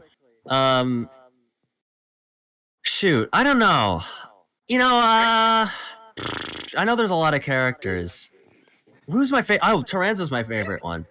And an enemy type character. Shoot. I need to. There's just so many of them. There's so many good. I think Kirby has a really fun enemy design, and there's a lot of them that have just been mainstays Hmm. for a while. I think I know. You what think I'd you know? want. What is yours? My character. Well, it's funny because the character they teased already kind of looks like him in the teaser at the very end. But I like the Dark Oh. Matter Swordsman. That'd be a Yeah. cool. And the new guy. I don't know who this new character is. He looks like the Dark Matter Swordsman kind of. And then Yeah. for my enemy, I don't know if it's pronounced Gim or Jim. The Uh, yo-yo guy. The from yo-yo Superstar. bot. Yeah, the yo-yo That's a good robot. one. I would love that. That'd That's be one really I think cool. is really like. That just seems like one Sakura I would go for. Is always in my mind. Yeah, you can have like a yo-yo based attack and like grab them and Yep. stuff. Yeah, that's a good answer. Yeah. See, who do I Mine is want? Gip the pig with wings. What is yours? What is yours, Ryan? Your favorite character? Yeah, who's mine? Zan Partisan, the electric mage sister, of course. You didn't even like play it up. I You don't even- could have been like, oh, she No, wants your she wants your play roller.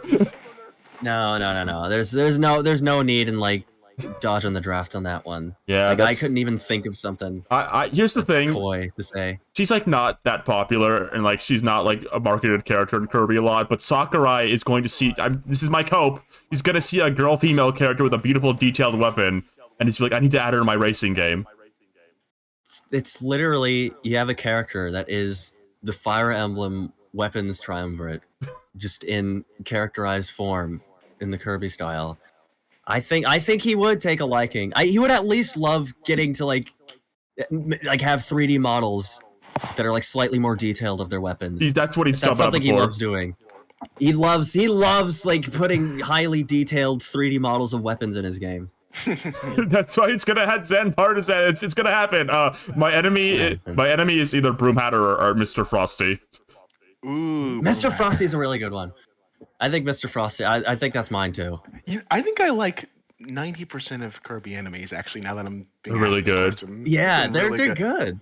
Bronto Yeah, Burt's really good. Gordo, Right, come right. on. Playable Gordo. I think that is like the ultimate like meme character probably.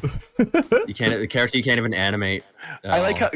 how Gerby, not Gerby, Gerbert. Gorbo. I love Gorbo. Gordo is like randomly in like a couple of Mario games too for some reason, like unexplained. Like this is Gordo. I mean, Alright. I almost think, is that just a case where they just independently thought of the same exact enemy the design? exact same design. It's kind of a perfect like hazard design for a video it's game. possible, but he looks exactly the same. It's like, really? You can't mess with protection.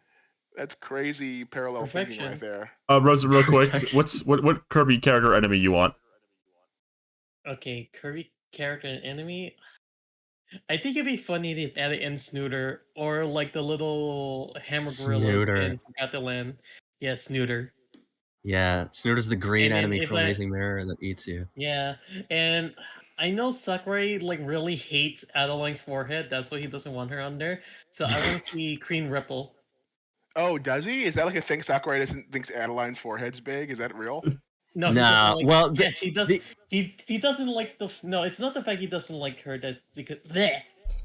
Maybe They say it's- he hates her because she's human, but really she just have a big forehead. So to explain, Yeah, well, Looking at it. to He explain does what look like a Code Lyoko character, I must say. to explain what she's joking about, when the anime was happening originally, Sakurai was very adamant about not having humans in Kirby, and that she's also not a spirit in Smash Bros. So like, it's kind of like is he not fond of Adeline?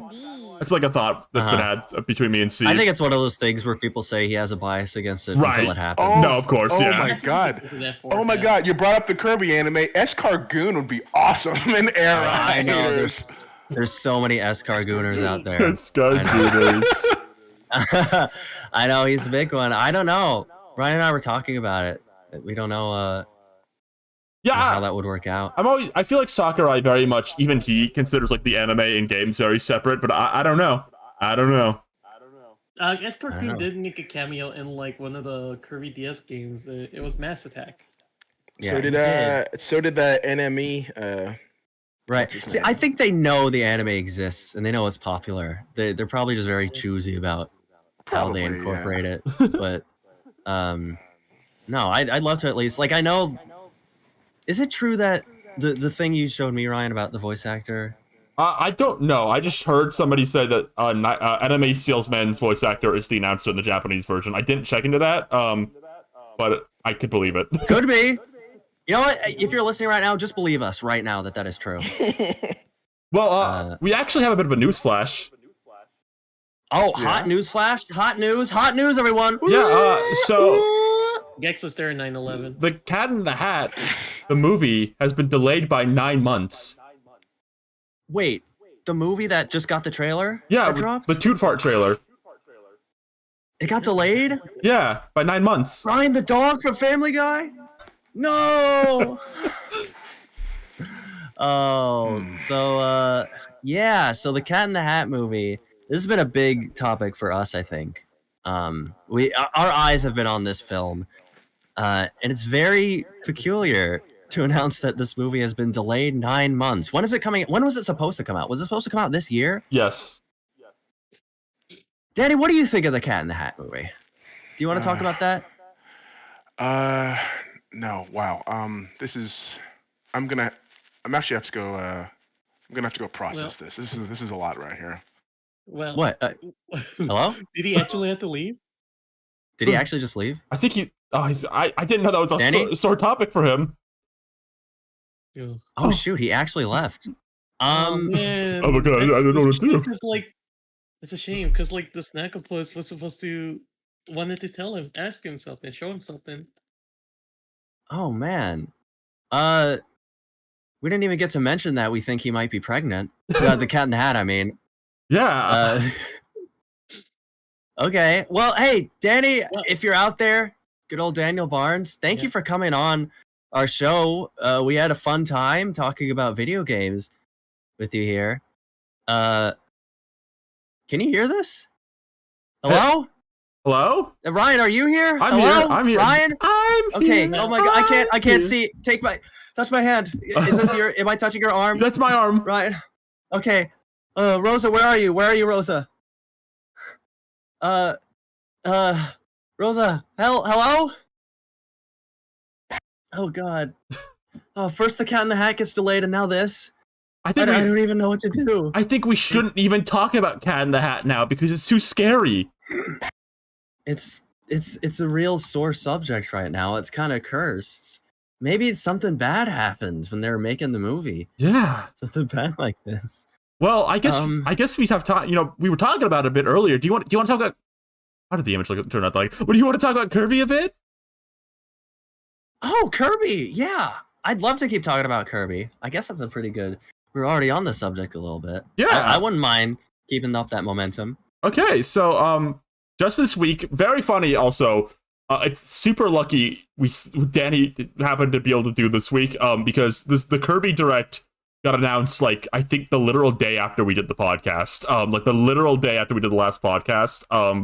So we would have had to wait even longer if this didn't happen this week. But yes, there was a 45-minute Kirby Direct hosted by Mr. Sakurai.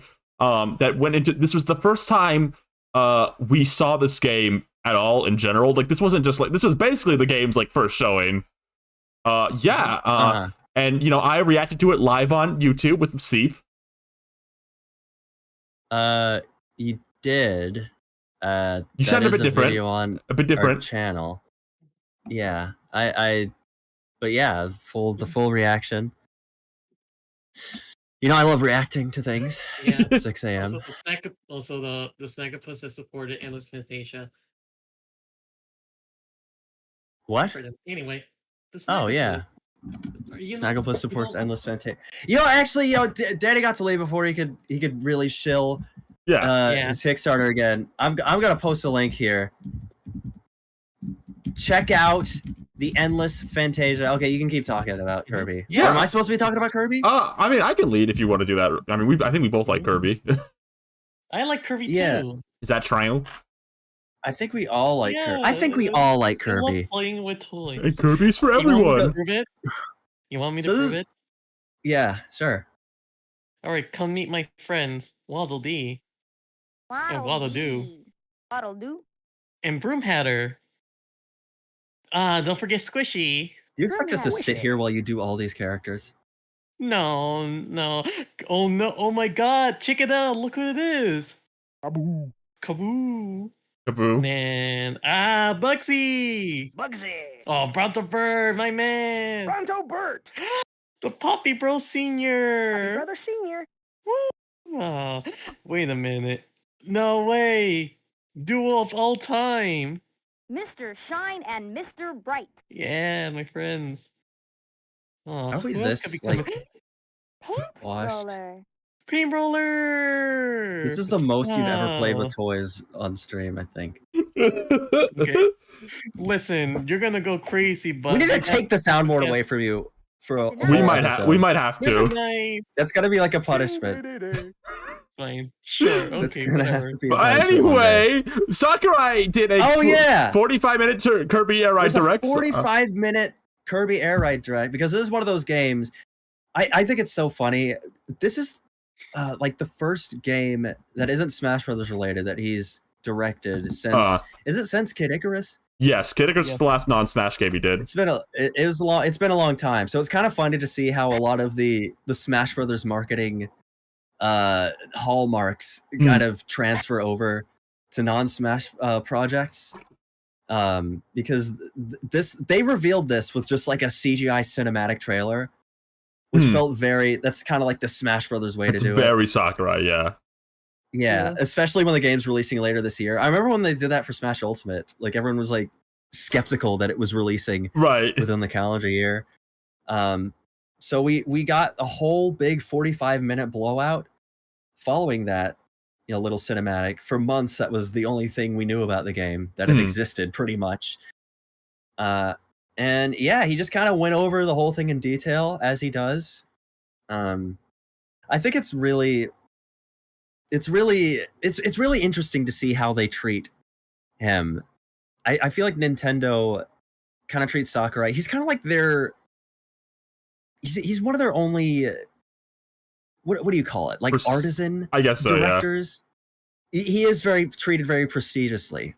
He's someone who can just kind of candidly, or with the cadence of candidness, just talk about making games in a way that people are very hooked into. So it was very fun getting to see that for a genuine Kirby release. Yeah. No, he's doing Kirby hype cycle, Smash Bros hype cycle on Kirby game. It's very interesting. One of the most interesting things about this game, Kirby Air Ride, these names, Kirby Air Ride, the original one, had a very specific like dreamlike aesthetic to it, and like there was always this thought it's not gonna be like that again. Like when GameCube games with very specific aesthetics like very rarely get like recreated, but lo and behold, fool am I. This basically looks like this looks like an HD version of like that game's aesthetic to like a T. It is a very Sakurai looking game. It is a very like dreamlike looking game, which it doesn't look like modern Kirby. It doesn't look like classic Kirby. It looks like Kirby Air Ride. In what ways would you describe it as dreamlike?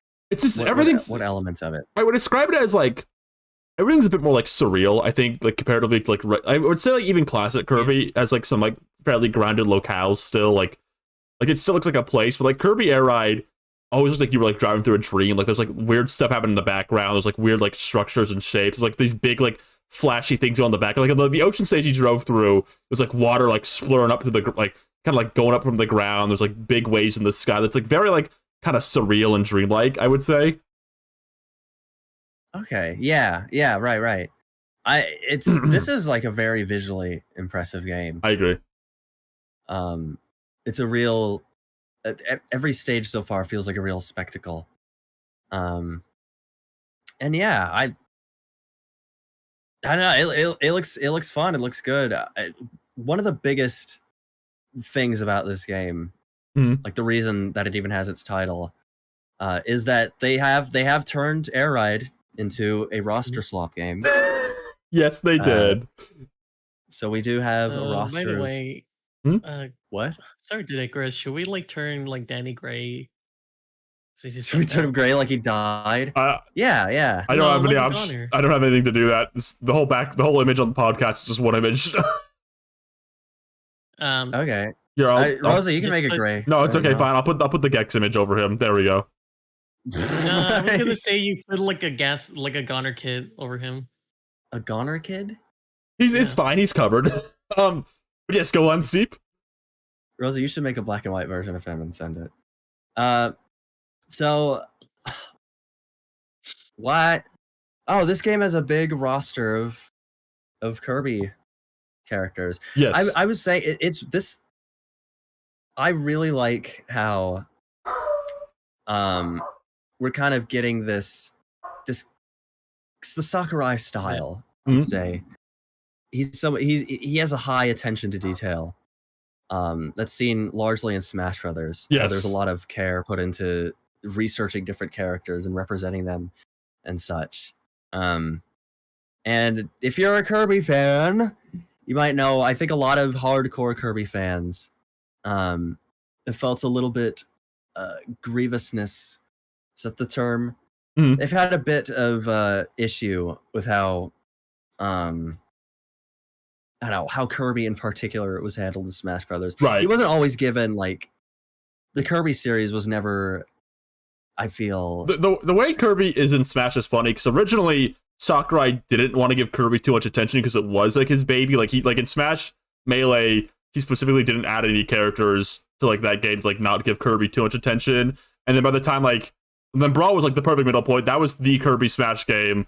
And then when Smash 4 came around, he was off Kirby permanently. And then there was kind of a thing where it felt like he was ignoring. It wasn't, I think, as prevalent in Smash 4 because by the time Smash 4 came out, the new era of Kirby had just kind of started still. Like we were still just like on Return to Dreamland and like Triple Deluxe really. But then it really kind of came to like in Smash Ultimate where it kind of felt like to a lot of people that he was kind of ignoring like a lot of modern Kirby stuff. Like it felt he like very weirdly in a lot of minor ways that he was like ignoring like newer Kirby. So like the assist trophy was like an assist trophy from his game. The Mii hat was a Mii hat from his game. The boss was a boss from his game. Right. He did like a stage builder demonstration. It was based on one of his games. There's also the fact that like a lot of like Kirby 2, 3, and 64 stuff wasn't like gaining. Yeah, like, even the focus. games from when he worked at HAL, but he didn't personally work on them, didn't get a ton of attention in Smash Brothers. I feel like my theory for why that was the case is the Smash games are games that take a lot of resources and a lot of research and a lot of collaboration with other developers to work on. And I can see a case where he kind of sees Kirby as something he has personal experience with. So that was an area where he could he didn't have to go outside of his wheelhouse in order to represent it. I think also like it was probably mostly out of convenience. I also think with Smash Ultimate, they were very choosy about what series kind of got like attention in that one. For example, like Pikmin didn't get like anything in that game either. I think Kirby was just not on the peripheral. Like we're giving focus to this game on this one because it was so much already in that game that they couldn't really like hyper focus on specific things. So I think a lot of it just came down to Kirby isn't like one of the focus series for this one. I'm just gonna for like the small things we are doing with it in this one. It just kind of happened to be stuff from what he worked on because he knew it already. I don't think it was like he was dismissive of modern Kirby. I just think with everything. And now we're seeing that in this game. So I think what happened is just like there's so much going on in that game development wise. Kirby just kind of got pushed to the wayside, and what was there was just something he was already comfortable with. Right. But in this game, I guess people are calling it beating the allegations. Is how they put it. This game is very indulgent with its referential material from across the Kirby universe, and I gotta say it feels pretty great. It feels nice. As someone who likes Kirby, it's just fun seeing that sort of attention given to all sorts of characters and elements. I think even beyond like references, like I think we talked about how it feels like he played the newer games and kind of like saw what they did with the characters to kind of like build off that. Like the funny thing we talked about is Kirby's Inhale and Smash looks really bad. And I feel like he played the newer games, saw how they modeled his inhale. I'm gonna put it on the screen for the comparison. Like, it's very much based on like how Kirby looks when he inhales now, and it looks a lot better. I feel like he played the newer games, like kind of gets like, okay, here's what like they've kind of improved on since then. Like, here's like, yeah, it does feel like he put in a little extra effort to. I mean, this is a genuine Kirby game. This is not a game where Kirby's crossing over into it. So I think they have done a good job at, even though the like Air Riders is very much still in like the Sakurai style. right? Like, there's so many little details and hallmarks of like things you'd see in Smash Brothers, or probably even in Kid Icarus. But even with all that, it feels like they have put in effort to make it feel like a Kirby game. Like, it feels in line with how Kirby games like treat their characters and are animated, Right, and such, while also still feeling faithful to Air Ride's specific aesthetic. of course. Yeah. So the game looks really good. I was like always, yeah, I like the original Air Ride. I never played it a ton. I didn't have a GameCube growing up. Right. But so I was kind of like, you know, I like Kirby. I like pretty much anything Kirby puts out. Well, I'm a bit of a what is it? A consumer. Yes. When it comes to Kirby games. So I was consumer always going to fault. check this one out. But it actually looks really good. It looks like it has sincere like confidence behind it on a level that I don't think you would have seen out of a Kirby game that, one, wasn't directed by the Smash Brothers guy, and two, a game that came out before a certain point in time. Like, it feels like Kirby right now is probably as popular as it's ever been. I think so. Yes, I would say. Games. So it feels like Nintendo is they seem very comfortable treating this as a huge release for their new console. Yeah, I mean, they're doing it the same year as a Mario Kart, which is notable. Yeah, and they're putting in that holiday release window. Yes. Which seems to indicate this is like a genuine, this isn't like an eShop game either. Like, this has a genuine retail release. They're selling it at the full price. It's probably going to, they've already confirmed like they're putting a lot into the online focus here. So I'm hoping this game will be pretty big. I think it'd be fun to be able to look towards Air Ride as a quintessential Switch 2 multiplayer experience. I think this is going. Did you see the Knuckle Joe? Yeah, I had to compare them. No, I saw the Black Adam of Kirby. Oh, that's good. No, I think, to me, there's a bit of like a whole like quote unquote kart racers war thing going on this year. I think Kirby's gonna win it for me.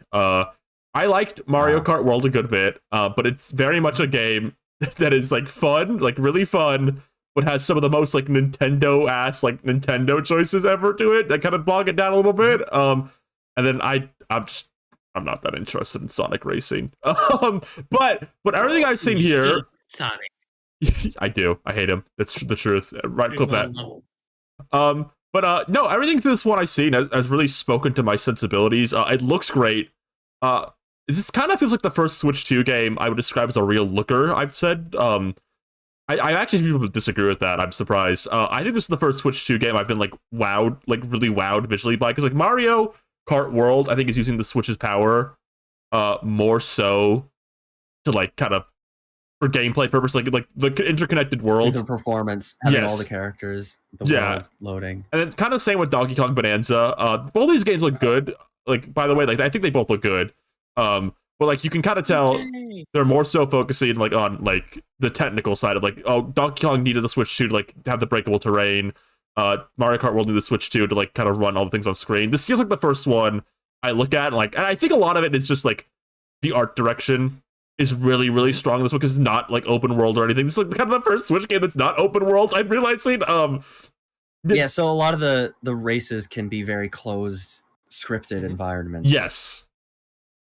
We get to see that weird eye thing too. The weird eye thing is back. 1 week only. Yeah. So it does make me wonder. I don't think an exact timeline was given. All we know is that this game wasn't being worked on until after all the Smash DLC was done. But I wonder if it was ever in mind for this to be on the original Switch. It feels like that's the case for most of the games we've been getting in this launch year. But you saying that this is such a visual showcase, like I wonder, was this ever planned for the Switch? Was there ever an idea to get it running on that? My friend Taco in chat said better art direction, very strong art direction at better hardware. That might just be part of it. Like the art direction was already so strong. So when they kind of started porting it to Switch 2, it was kind of a very natural like upgrade. Like it was already looked good on Switch 1, and then like, oh, we're putting a more powerful console. Let's like beef it up a bit on the way there. So like it kind of was like it looked good already, and then it just kind of continued to look better. Yeah, I really like how this game looks. I think it looks great.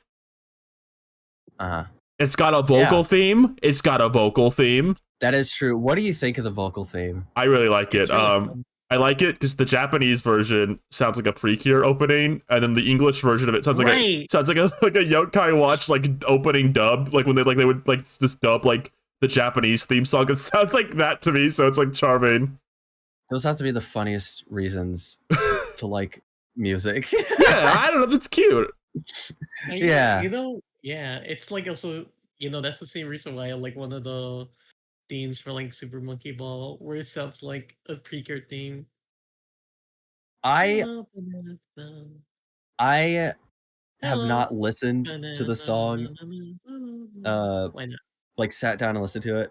I was honestly, when it started playing, I was like weirded out by it. He hates music. It's got the lyrics that are like, it's cheesy, right? I mean, that's not.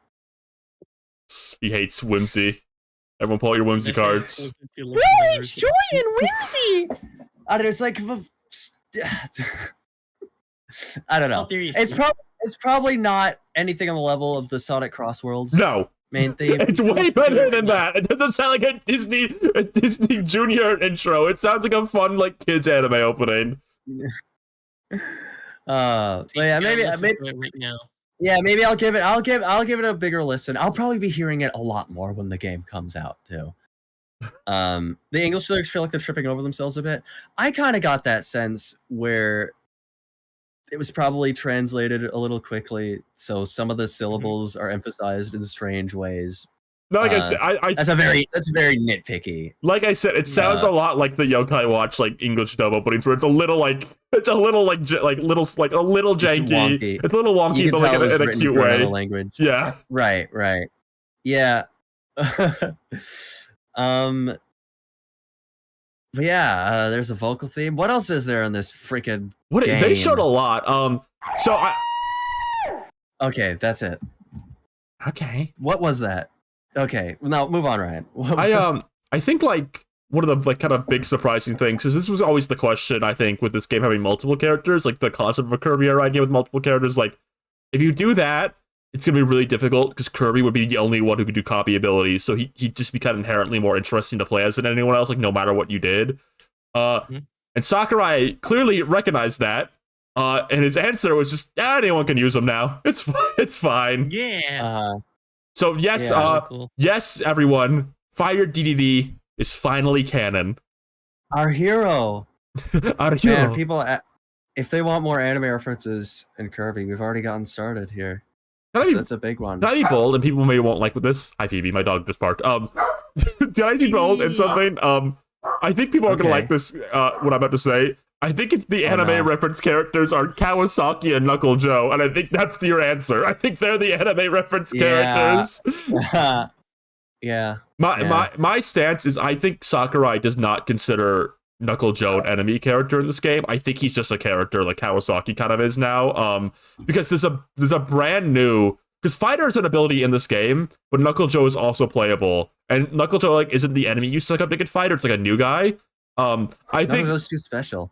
Yeah, I think Sakurai considers like Knuckle Joe like a special character like Kawasaki usually is now. That's my stance. I could see that, especially with him being an assist trophy. There seems to be some level of what is it? Preference, a little bit of favor for Knuckle Joe. I think he likes him. Yeah. Yeah, and that's Sakurai you know, twirling his hair, looking at the poster, Knuckle Joe. Oh, like so cool. his muse, his little Knuckle Joe. Yeah. Question mark is course. Escargoon, not random option. Goofy looking mad Yeah. image. Let's see. What would Escargoon's ability be? I don't know. He doesn't do That's anything. one thing about him. I don't know what he doesn't really do anything. I think his appeal is that he like talks. That's the And I don't know difficult if thing. they'd have him talk. That's the Yeah. difficult thing about Escargoon. You know, he's so built for like the anime. I don't know how he would exist anywhere else. Like he so exists. He's so built for like that version of DDD specifically, in like in a cartoon. Like I think if you put him in a game, it's like, what does he do now? Because like he can't really hang out with DDD because he's not like that in the games at all. He's already got like Meta Knight and Bandana D. What do you do with Yeah, DDD has Escargoon? friends. Yeah. I love my friends. They should I was like that. they should have Escargoon in Sonic Racing. That's what they should true. do. That's true. He could be like a crossover character Whoa. in that. No, no way. This will go viral. I think so, yeah. Here's the thing. Escargoon has full voice acting, but the worst stats in the game is a trade-off. I feel like Escargoon fans would genuinely appreciate that. That'd be funny. I feel like no one would take issue with that being the case. And he's just like slower than everyone because he's a snail. We talked about this Yeah. before, just to do a bit more roster talk. I think the big upset for this game, I have two. There's two big upsets for this game. I think everyone's going to boo me for, but I'm feeling it. I think we talked about Adeline earlier. I think Adeline's not making it, but they're going to add Paint Roller as like the painting character. That's my big upset one I'm predicting. My big Paint Roller was in the anime. He was. Big upset two. I think instead of DeRoche as the thief character, they're going to have Tack. Ah, no DeRoche. Yeah. I think Tack would be good because his whole thing is like he can Power turn into Juju. different enemies. Hmm. And not Tack of the Power of Juju. Yeah, No, they should not add the Power of Juju Tack to this game. I don't know if that would track well with the modern audience. I don't know. What's wrong I with could be Tack? wrong. What's wrong with Tack I from feel- Tack of the Power of Juju? I feel like there's a See- bit less of an appetite for that type of character. Yeah. See, but I gotta say, you kind of sound like that one comment that got angry at like only a spoonful had Joy Smash. What are you? What? it's the King Bach like fake trailer, and the comments like, I can't believe Nintendo did this. Yeah, that's how Seep sounds right now. Did someone make a fake Smash trailer for Only a Spoonful King Back? Yeah. Yeah.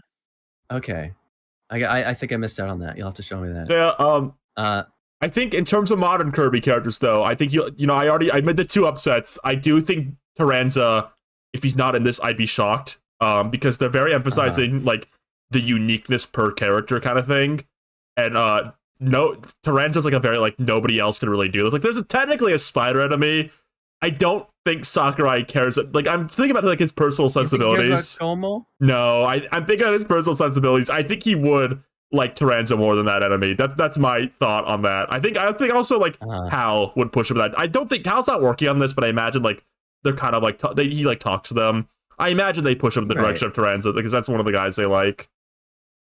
And And I Mark, would love to hear stories, if there's any at all, of like what characters like the developer, like HAL or Nintendo, if Casino for Smash sometimes is it like, oh, they specifically asked me, yes, like, they wanted to see this character. It'd Like- be funny if like there's anything like that in this game. I would love to hear. I would love to hear about the modern Kirby team asking about Elflin and him going, I don't know who that is. Sorry, I haven't gotten to that one yet. Also, Marks will be in this game. You just have to be real. He's gonna be there. Like he's not announced yet, but if Sakurai makes a roster game with Kirby and Marks is in it, I will actually eat my fucking shoe. Do that. Don't do that. I'm eating that was a shoe. gift. Mark should be That was a playable, gift. No. or he could be an event boss character. I feel that's one prediction I have. I feel like there's going to be more boss characters that we haven't seen. Really? That's where Nightmare is. We've seen, He's gonna add Nightmare. okay, with the anime voice actor, that'd be cool. But we've seen the return of Dynablade. Yes. Krako was technically in the first game, But he's only in Top Ride. Yeah. Which that doesn't deconfirm Top Ride, right? I think Top Ride still has a chance to be in this game, right? I think we could see Top Ride, right? We're gonna see Top Ride. Top Ride's gonna make a comeback. Kids, People love Top Ride, turn right? off the TV. I have some bad news about Top Ride. Oh man. But we do see that evil character we talked a little bit about earlier. Yeah. It definitely looks like a Dreamland 2 character, which is an insane pull for Sakurai's reference. Yeah, I wonder if that's explicitly what that is, or if there's just... I'm also imagining there could be just a new gallery of villains with that sort of aesthetic to them. Yeah, my thought was kind of in the same way. This is maybe my like prediction. You know how there's like kind of a genre of Kirby characters that is like Meta Knight likes? Like there's Galactic Knight, there's Morpho Knight. I'm kind of wondering if this is kind of the same, but like it's a character that looks like that's not King Dedede, but it's very conspicuously like this is based off him a bit. Like King likes, yes. That was kind of my thought. It's like a character is gonna look a bit like King Dedede, like kind of build off him, but it's not King Dedede. Like it's kind of like that energy is like my thought. There's precedence for that. They always like making new versions of Dedede. They do. With some kind of distinctive design element. And that's what this one would be really funny. Like. What would be funny? That is the case, and he has his Forgotten Lands design. It's Forgotten Land Dedede. Fix Dedede. Like Beast. They could have Beast King Dedede as a separate rider. I mean. Yeah, that'd be really funny. That'd be neat. Or even this game does have costumes. It'd be cool if like this game had more. Sort of like sometimes Smash Brothers gives different outfits for costumes. Yeah, I guess we gotta talk about that real quick. There are color palettes in this game. Kirby has about 6 so far. Dedede has 4. Meta Knight has 3, and then everyone else only has 1. I'd be kind of shocked if that was in the final game. Mario Kart World has tempered my expectations down that. Let me be clear. These weird numbers, I'm used to them now. But I'd be kind of shocked if everyone did have like 4 at least, right? Like that's kind of like the Smash 64 number. Like palettes aren't hard to make. Like you just swap the textures out. I'd be kind of shocked if like they didn't like just throw like the yellow and green Susies from Star Allies and Alt or whatever. Yeah, I imagine. Well, I don't know. Does multiplayer have any sort of impact on that, or is it just purely you just pick the ones you want? You just pick the ones you want. Yeah. Yeah, that is the case now because the Kirbys have different moves now. That's right. Yeah, but so it's kind of put more emphasis on having distinct palettes now. Yeah, because it'd be really weird. I know because I'm so thinking of Mario Kart World right now, but it'd just be so weird if Kirby had 6, Dedede had like 4, and then I had 3, and then everyone else had like 1. That's it's such like a weird little like numbering to me. Like I'd be shocked if. And the other thing I noticed is in the demo. Kirby only has 4 colors, which makes me think maybe you have to unlock some of them. Right. Like they do in the original game. Yes. You have to unlock them. Susie's going to be the only character with 1 extra palette, and everyone's going to say, "Oh, they're saving it for the Planet Robobot remake." When they announce the Planet Robobot remake, we're going to get Susie costume DLC. You make fun of her for that every day. It's not even directly at Ryan. I was kind of thinking that was the case too, because it is weird that Mario Kart only gave 1 costume for Pauline and Donkey Kong specifically. It's so weird. I don't want to get into it, but there's so much weird stuff in that game with Donkey Kong, but it's fine. Yeah, I know. I'm on your side, Ryan. I'm not even making fun of you. I just think it's one of those things where it'd be weird if they didn't do that. Also, they're the kings of left field. Also on the menu of note, this was actually not in the demo build they had. This was removed from the demo build, but it was in the direct. There's a little button with a hat next to it, like a little hat UI. We don't know what a little that top does. hat. A little one top button hat with a top hat next to it. Wait a second. Yuji one Naka button. confirmed. One button gameplay. Top hat. Could we? What if we find out that Mr. Naka backed out from the Air Riders collaboration when he found out Sakurai unfortunately had to add a second button to the gameplay? He was watching that direct when Sakurai talked about adding a second button with fucking like tears in his eyes. Like he felt so goddamn betrayed. It's the Breaking Bad gif where he's like looking at his phone. He's like, "Not now, not now." Yeah. That was my immediate thought when he talked about adding a second, but like Yuji Naka's life has been ruined. Like, no, we had something perfect. Maybe this game will have DeRoche, but it'll be clearly just a reskinned Balan because Mr. Naka backed out from the collaboration. Yes, yeah, yes. I heard about the second button. But yes, I think we could see that. The hat button. Dynamo brought this up just now. I kind of wanted the hat button is just toggle copy ability hats, cosmetic only. I have thought about that if it's just that, but if That'd be weird. Sky's it'd be a little weird. Sky's the limit though. Sakurai does love costumes. That is something like I think with Smash you could see. And I do think Kirby characters, even though it's just like simple things like, oh, you could put the mask on DDD, or you can like put like you could like one of the things people have noticed is like in like the UI for some of the events in this game is there's just a standard Waddle Dee. People think that might be like a full character. I kind of wonder if like it's just like an option for Waddle Dee, like you can take the bandana off just to play as like a standard D. I really like that idea actually, because there's a lot you could do. Like a lot of the characters have things you can slap on them. Like I'm already thinking about, like I don't know. You can put like the visor on Maybe Suzy. this is too lofty. Yeah. Maybe asking for the Kirby Cafe designs is a little lofty. They did that once. But I would like. I think that'd be fun. Yeah. I don't know. Yeah. Take off DDD's crown. I hope that. I don't know about that. That's illegal. I don't know. I feel like with Waddle Dee too, think there's so, but you could make like 87 different Waddle Dees playable just by changing the hat. Sailor D is playable. Astronomer D is playable. The book nerd D is playable from Forgotten Land. They're all playable. Apex Twins Waddle Dee is playable. Of course. Yeah. We could also see Tuxedo Mask Meta Knight return. Yeah. You remember that? I do. Yeah, no, but cool. I do wonder if the hats are costumes or they're just tied to copy ability hats. It would be a weird thing to put like, because that's usually like something like they save like in an options menu. I'd be kind of surprised if it was like on like the character select screen, because I don't really know how you would indicate like, oh, now your character will wear a hat like on the UI, right? Like you're going to pick. It just feels like a weird option to give too. Like when you're going to like the hats. when you're like going to click like on DDD or something, like you click on him and then you press X. Like what indicator is it now that like he won't wear a hat when he does a copy ability? Like we'll just be like a little cross over the hat, maybe. I don't know, but it's like a weird option to like have on a character, which I don't know. I don't know. Maybe it's not even a hat. Maybe we're looking at it wrong. It's a UFO. What does it look like? What else could it be? It's a button. It's the one button philosophy. Button. Yeah. I don't know. It's on one button mode. Yeah. This game's looking good. I mean, what else?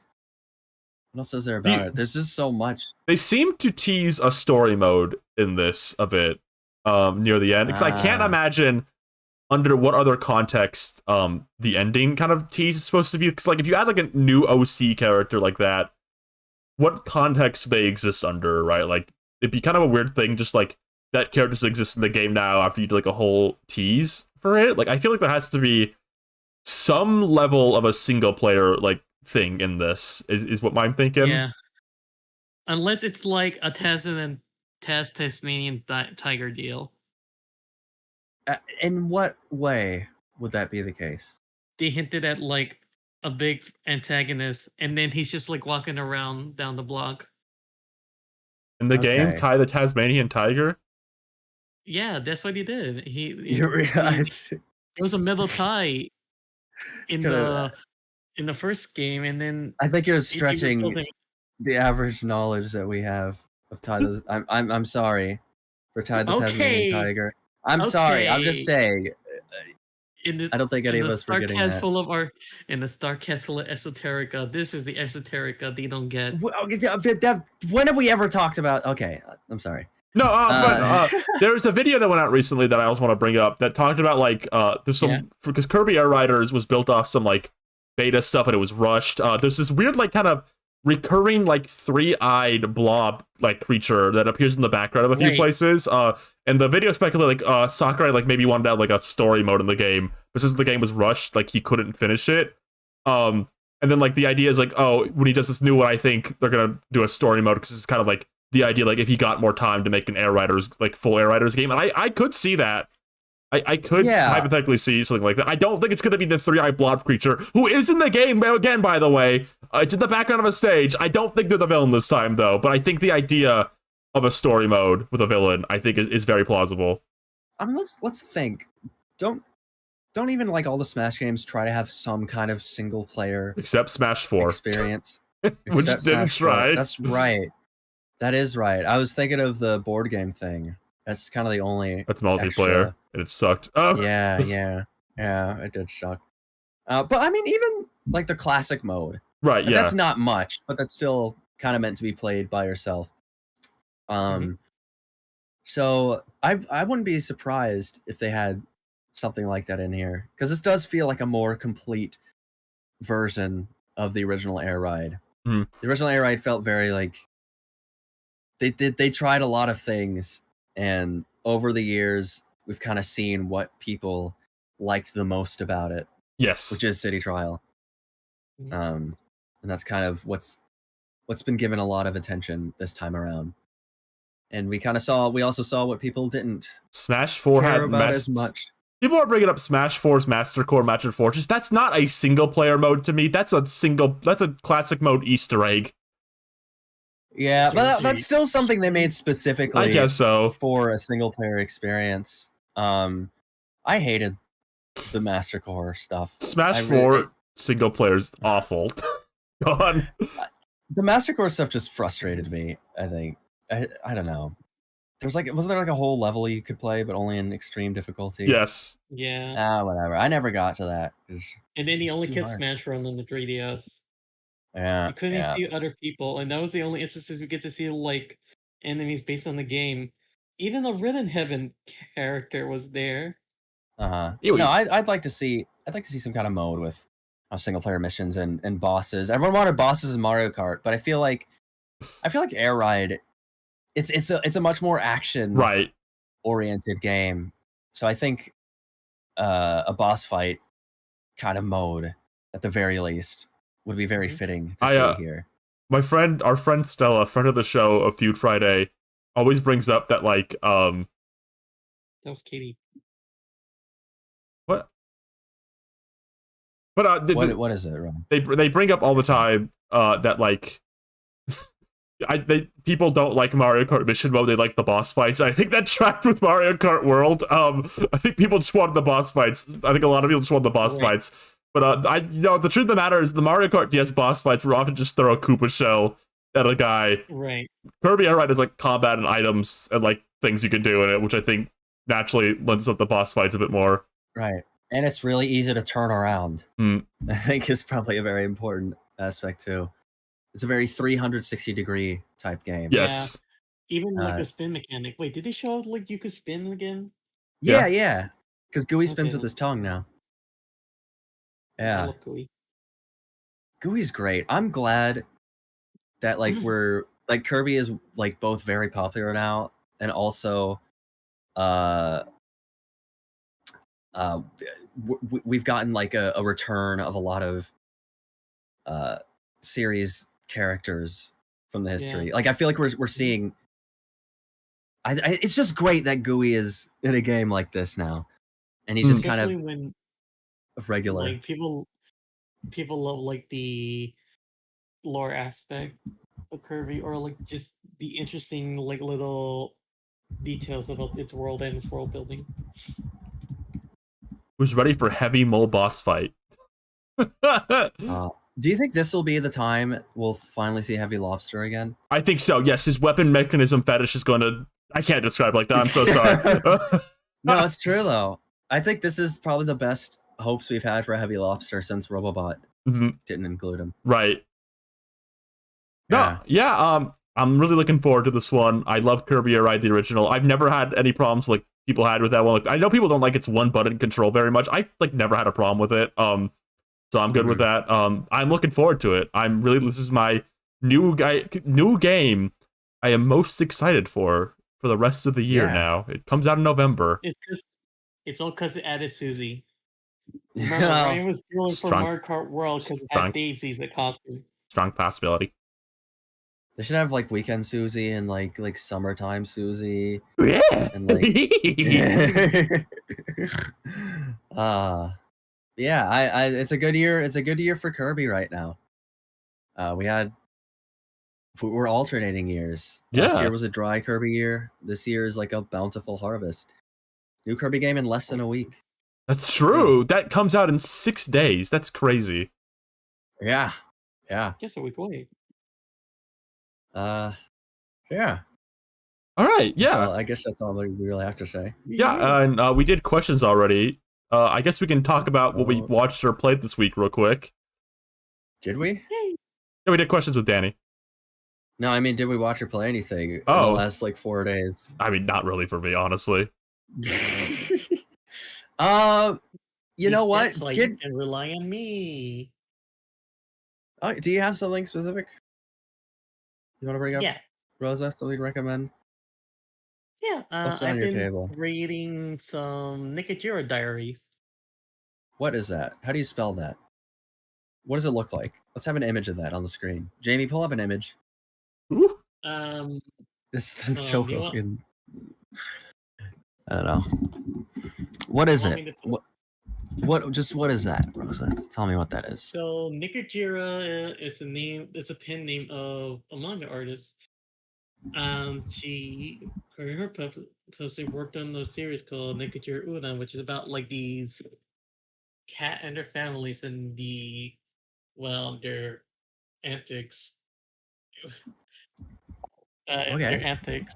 So it was very popular back in this day, and let me find like in the most definitive image of it.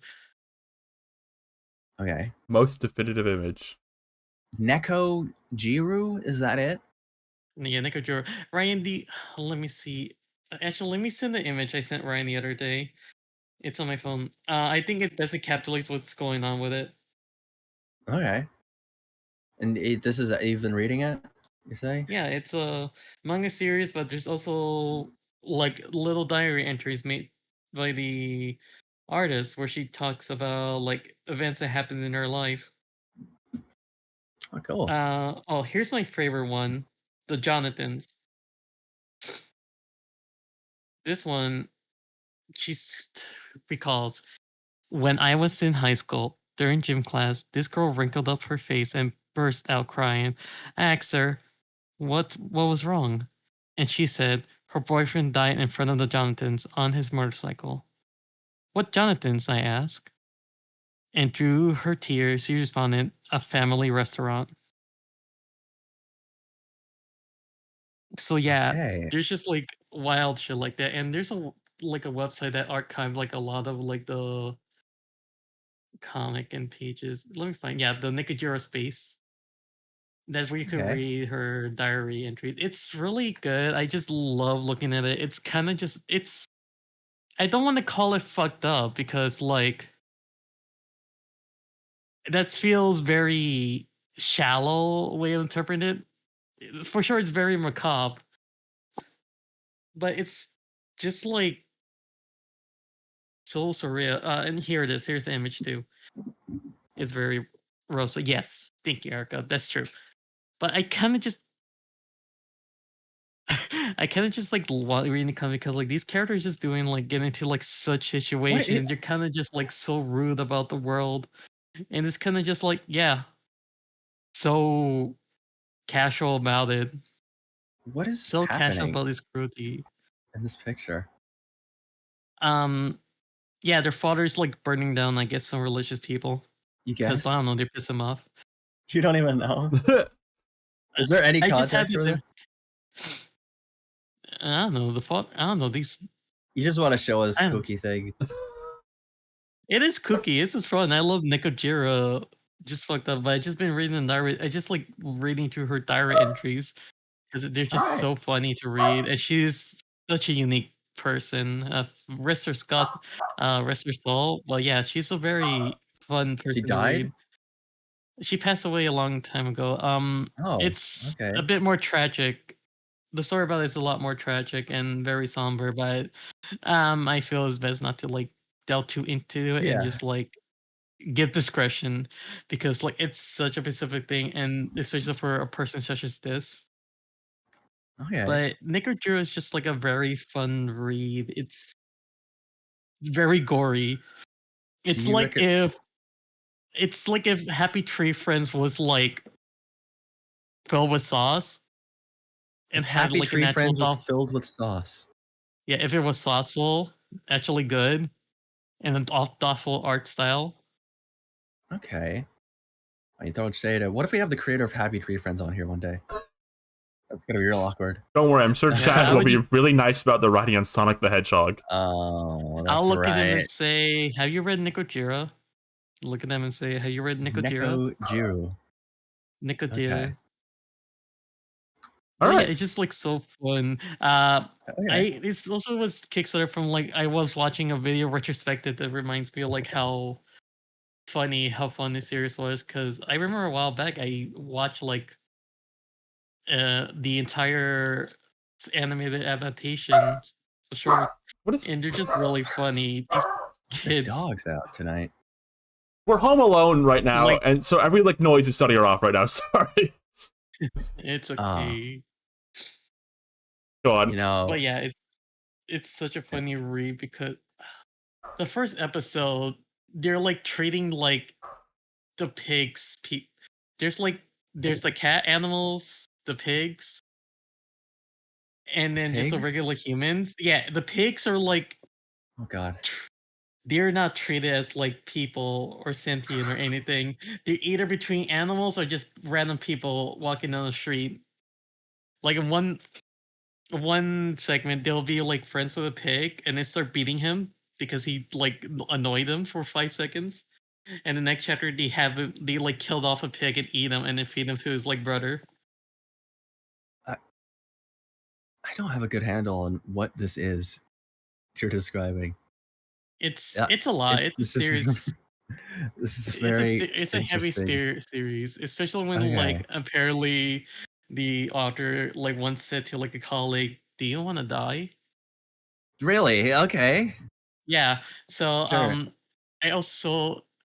I recommend this like Nikojiro retrospective by like Mara called Nikojiro Social Isolation and Empty Eyes. It's a really good video and a good way of like explaining the series. But I do Alright. recommend it. You can read it online. Okay. It's Nekajiro. It reminds Well- you of Sanrio, but with like intern humor. No. No, it's just that's not No. allowed. You're not allowed to be reminded of that. No. Sorry, Taco. No. No. Sorry, Taco, you're wrong. Well, It's too straightforward to be internet humor. the dogs are barking right now. Oh I hear boy. them. Yeah. I hear them making a big rumble. There's a big rumbling going on about dogs, Wow. Wow. Wow. which is pretty relevant because I recently did watch Genndy Tartakovsky's Fixed. That's the movie I watched. I watched Fixed. Yeah. Uh, What'd you think? yeah. So this is a movie that came out very recently. I'll just recap the little story about it. It's a 2D animated adult comedy by Genndy Tartakovsky, who is kind of an animation, I guess, living legend. Would you call him that? I mean, it's kind of high. That's putting him in a very high regard, but he is very much someone No, who, I think so. yeah, he's worked on a ton of things. He's got a real. Mm. There's a lot of variety in his breadth of work. Like apparently on the same platform this year, in the same year that he's released this raunchy adult comedy, we're also getting a new Hotel Transylvania TV Yes. series on Netflix, which is really funny. But no, yeah, this movie finally came out. It was almost like deleted entirely. It was Yes. going to be released theatrically. And then it was like pulled from Sony's schedule, and then Netflix bought it up. But it's finally here. Mhm. Performing for you. If you know the word, you Yeah. can bark in too. I think before I say anything, I guess, qualitative about what I thought of the film, Nintendo and I both gave it the same letterbox score, independent of one another, which is pretty fun. It's like you Um, two are siblings, but only closer. I guess so. We're like we're cinema siblings almost. We're very movie minded. You two should watch like David Lynch together and then write about it. Well, we watched Smurfs together. That's good. Watch like Eraserhead, baby. But no, this movie's very interesting because when the trailer started releasing for it, it is very much like a raunchy adult comedy. There's jokes about like sex and penis And penis. and and dogs, you Sex. know, doing gross stuff. A lot of people are very put off by it. Mhm. I wasn't that into the trailers, honestly. My thought was usually that I think there was a bit of what I would call a bit of a pearl clutching around the trailer, just a bit. My bigger problem, I do agree with that.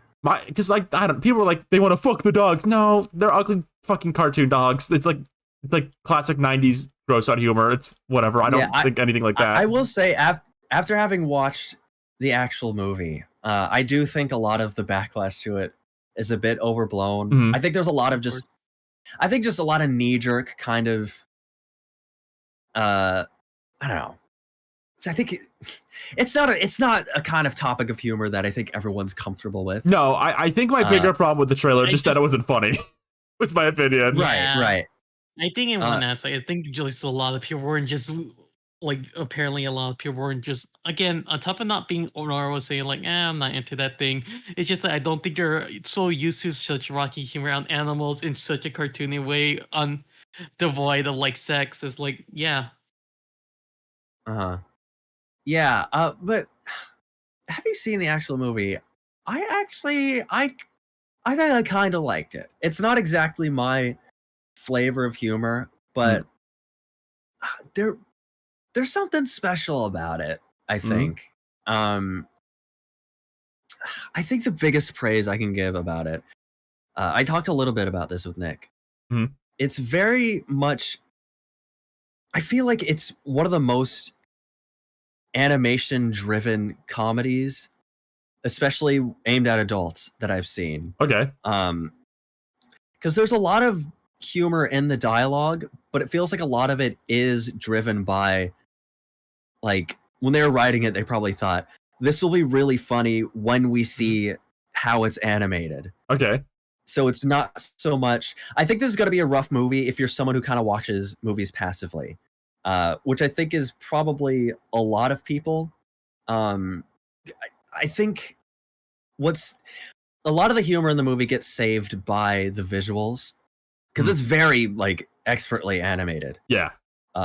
This is like very fluid hand-drawn 2D animation.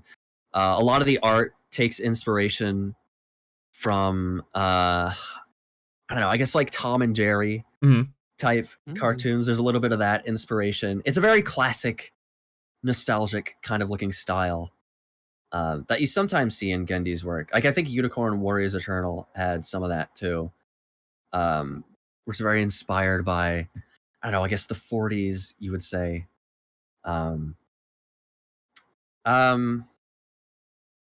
But yeah, I think if you're watching this movie kind of in the background and you're just hearing it, like you'll probably hate it.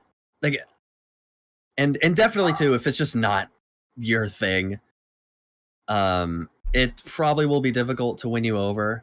And I wouldn't even say that I loved it, but I don't know. There was something I weirdly have to admire about it, I guess. I think with everything Gendy Tartakovsky makes, it feels like he's one of the only like animation directors that kind of gets to do whatever he wants. No, I've said this before. Degree. It feels like he gets to do whatever he wants at this point. Yeah. And I get the sense from this. This one didn't feel like it was, I don't think it was like really pandering. I think it was just super entrenched. Yeah, it is a fun movie. It does a lot of, it feels like it's having fun with itself, pun intended. But it might, you might be put off by it. I don't know. Yeah. Yeah. I hate. Okay, I'm doing this genuinely, but it sounds like it has your mileage vary thing, like such a Nick Ojira, where like the amount, your enjoyment of it can be like, how much can you stomach like shit and gore humor? Right. Yeah. If you've got a weak stomach for this, that sort of comedy, this movie is like, just stay away. There's nothing here for you, pretty much. I think if you're someone who can stomach that, even if it's not your favorite brand of humor, and you're also really into animation, I think this movie kind of has a niche appeal in that sense. Where there's a lot of the good stuff about it is just appreciating it from an animation level, and laughing at how a certain character emoted, and how fluidly it was done. Mhm. I think that stuff genuinely does matter in this movie. Like, I don't think it's the kind of movie where like, oh, they had like kind of a crappy script and then they like washed over it with expensive animation to trick you into thinking it was good. Mhm. I guess like it feels driven by the animation, Right. which is I think if you're someone who likes the movie, that's what you're going to get out of it. Well, you got to answer Nintendo's question in chat. Would Michael B. Tooney enjoy this movie? I think this is Yeah. this is the world Michael B. Tuning is striving for in every film. Like, there shouldn't even be live action films anymore. It should all be just pure tunage. Everything is driven by how it's drawn. Michael B. Tooning's gonna watch, like, I hope someone straps Rebecca Sugar down and makes them watch this so they can understand. Same feels Sausage Party for a lot of people. I would say Sausage Party feels more like it was animated out of necessity, but it wasn't like driven by the animation. It's a very strange thing to have to describe. I almost No, struggle I understand. to put it into the right words. It just seems, it kind of seems so matter of fact about like its choice of being an animation because it like incorporates like certain elements of like food branding, but it doesn't really think about it too much. Like how the sausage has like the glove hands and like cartoon shoes because like that's just how cartoons would look. I will say a lot of adult animated comedy is not super driven by the animation like this is. And I think that's what makes this movie unique. Mm-hmm. So I guess I recommend it to a very specific sect of person. It kind of, I want to say it kind of looks like a kind of movie your dad would really like. It's like laughing the other, like, hey, check this out. Look how messed up this is.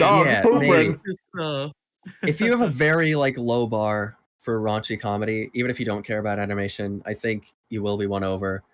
There's a lot of sex and like poo and dog butt and like nut sacks. Sausage Party feels so much meaner. Fix is a lot more sweet. What do you think of that? I actually agree. This movie actually has a very heartful story to it, if you could believe it. Heartful narratives. I think it does feel like a sincere invention of Tartakovsky's mind. And I hope he still gets to make stuff after this. Like, I hope the internet backlash against this doesn't completely. This is the guy who made Samurai Jack. This is the guy who made that. Well, honestly, I think it's just good for animators and artists to like just go with whatever tone they want to on whatever projects they work on. Doesn't have to be 10 out of 10s. It's just they have fun making it. It came out. Who cares if it made a lot of money? Go on to the next one. When the dog eats poop for a really long time, I felt Gendy in there. Yeah, well, I think I felt Gendy in the room when the dog ate the poop for too long of a time. You talk like he's Jesus. He hurled my flipper, SpongeBob. Yeah. Well, any final thoughts on Fixed? Nah. All right. Nah. How many more of my friends would be told to get neutered or fixed? I do not know.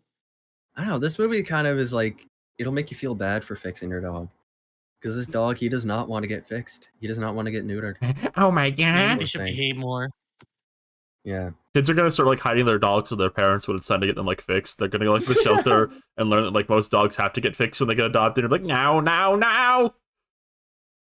I like that future, man. The beautiful anti-neutering dog future because of Gendy Tartakovsky's comedy dog movie. Yeah. Oh, is that a wrap? I think that's a wrap. What if like Gendy falls over and then it reveals that it was a dog in that body? Robotic body. This is his dog, his anti-dog neutering propaganda movie. Chat. Yeah. As we wrap up the night, I want to make a request when we end the stream. I'll link the Twitch chat. When we're done, can you go to Will's Twitch and just type this in chat? And just like everyone, when the second the stream ends, don't do it now. Do it when the stream ends, please. I want to do a YouTube to Twitch raid. When the stream ends, go to that Twitch and type friend slop. Everyone all at once. Okay. But anything you guys want to say before we end of the night? I actually want to make an announcement. Okay. Really? So tomorrow night around 7:25 p.m. Eastern Standard Time, I will be hosting a horse camping stream with me and some other friends. Yeah, on my Alright. Twitch. Yeah, we'll be going camping as horses. What is your Twitch? And my Twitch is Super Pilky Rolls 64. All right. All right. Super Pilky Rose 64. Horse camping. Everyone, Okay. everyone tune in tomorrow for horse camping. Yeah. Yeah, Should we have, we're like, gonna Yeah. No, go ahead. we're gonna hunt and eat things. Great. I'm thinking, should we don't really have an outro for this show, right? Like, what do we do Not yet. when we need to end? We kind of just like scream and then wait for Ryan to click stop streaming. We do like, I don't know, it's like abrupt mean- gumball endings. It's like subversive. I guess so. I don't know.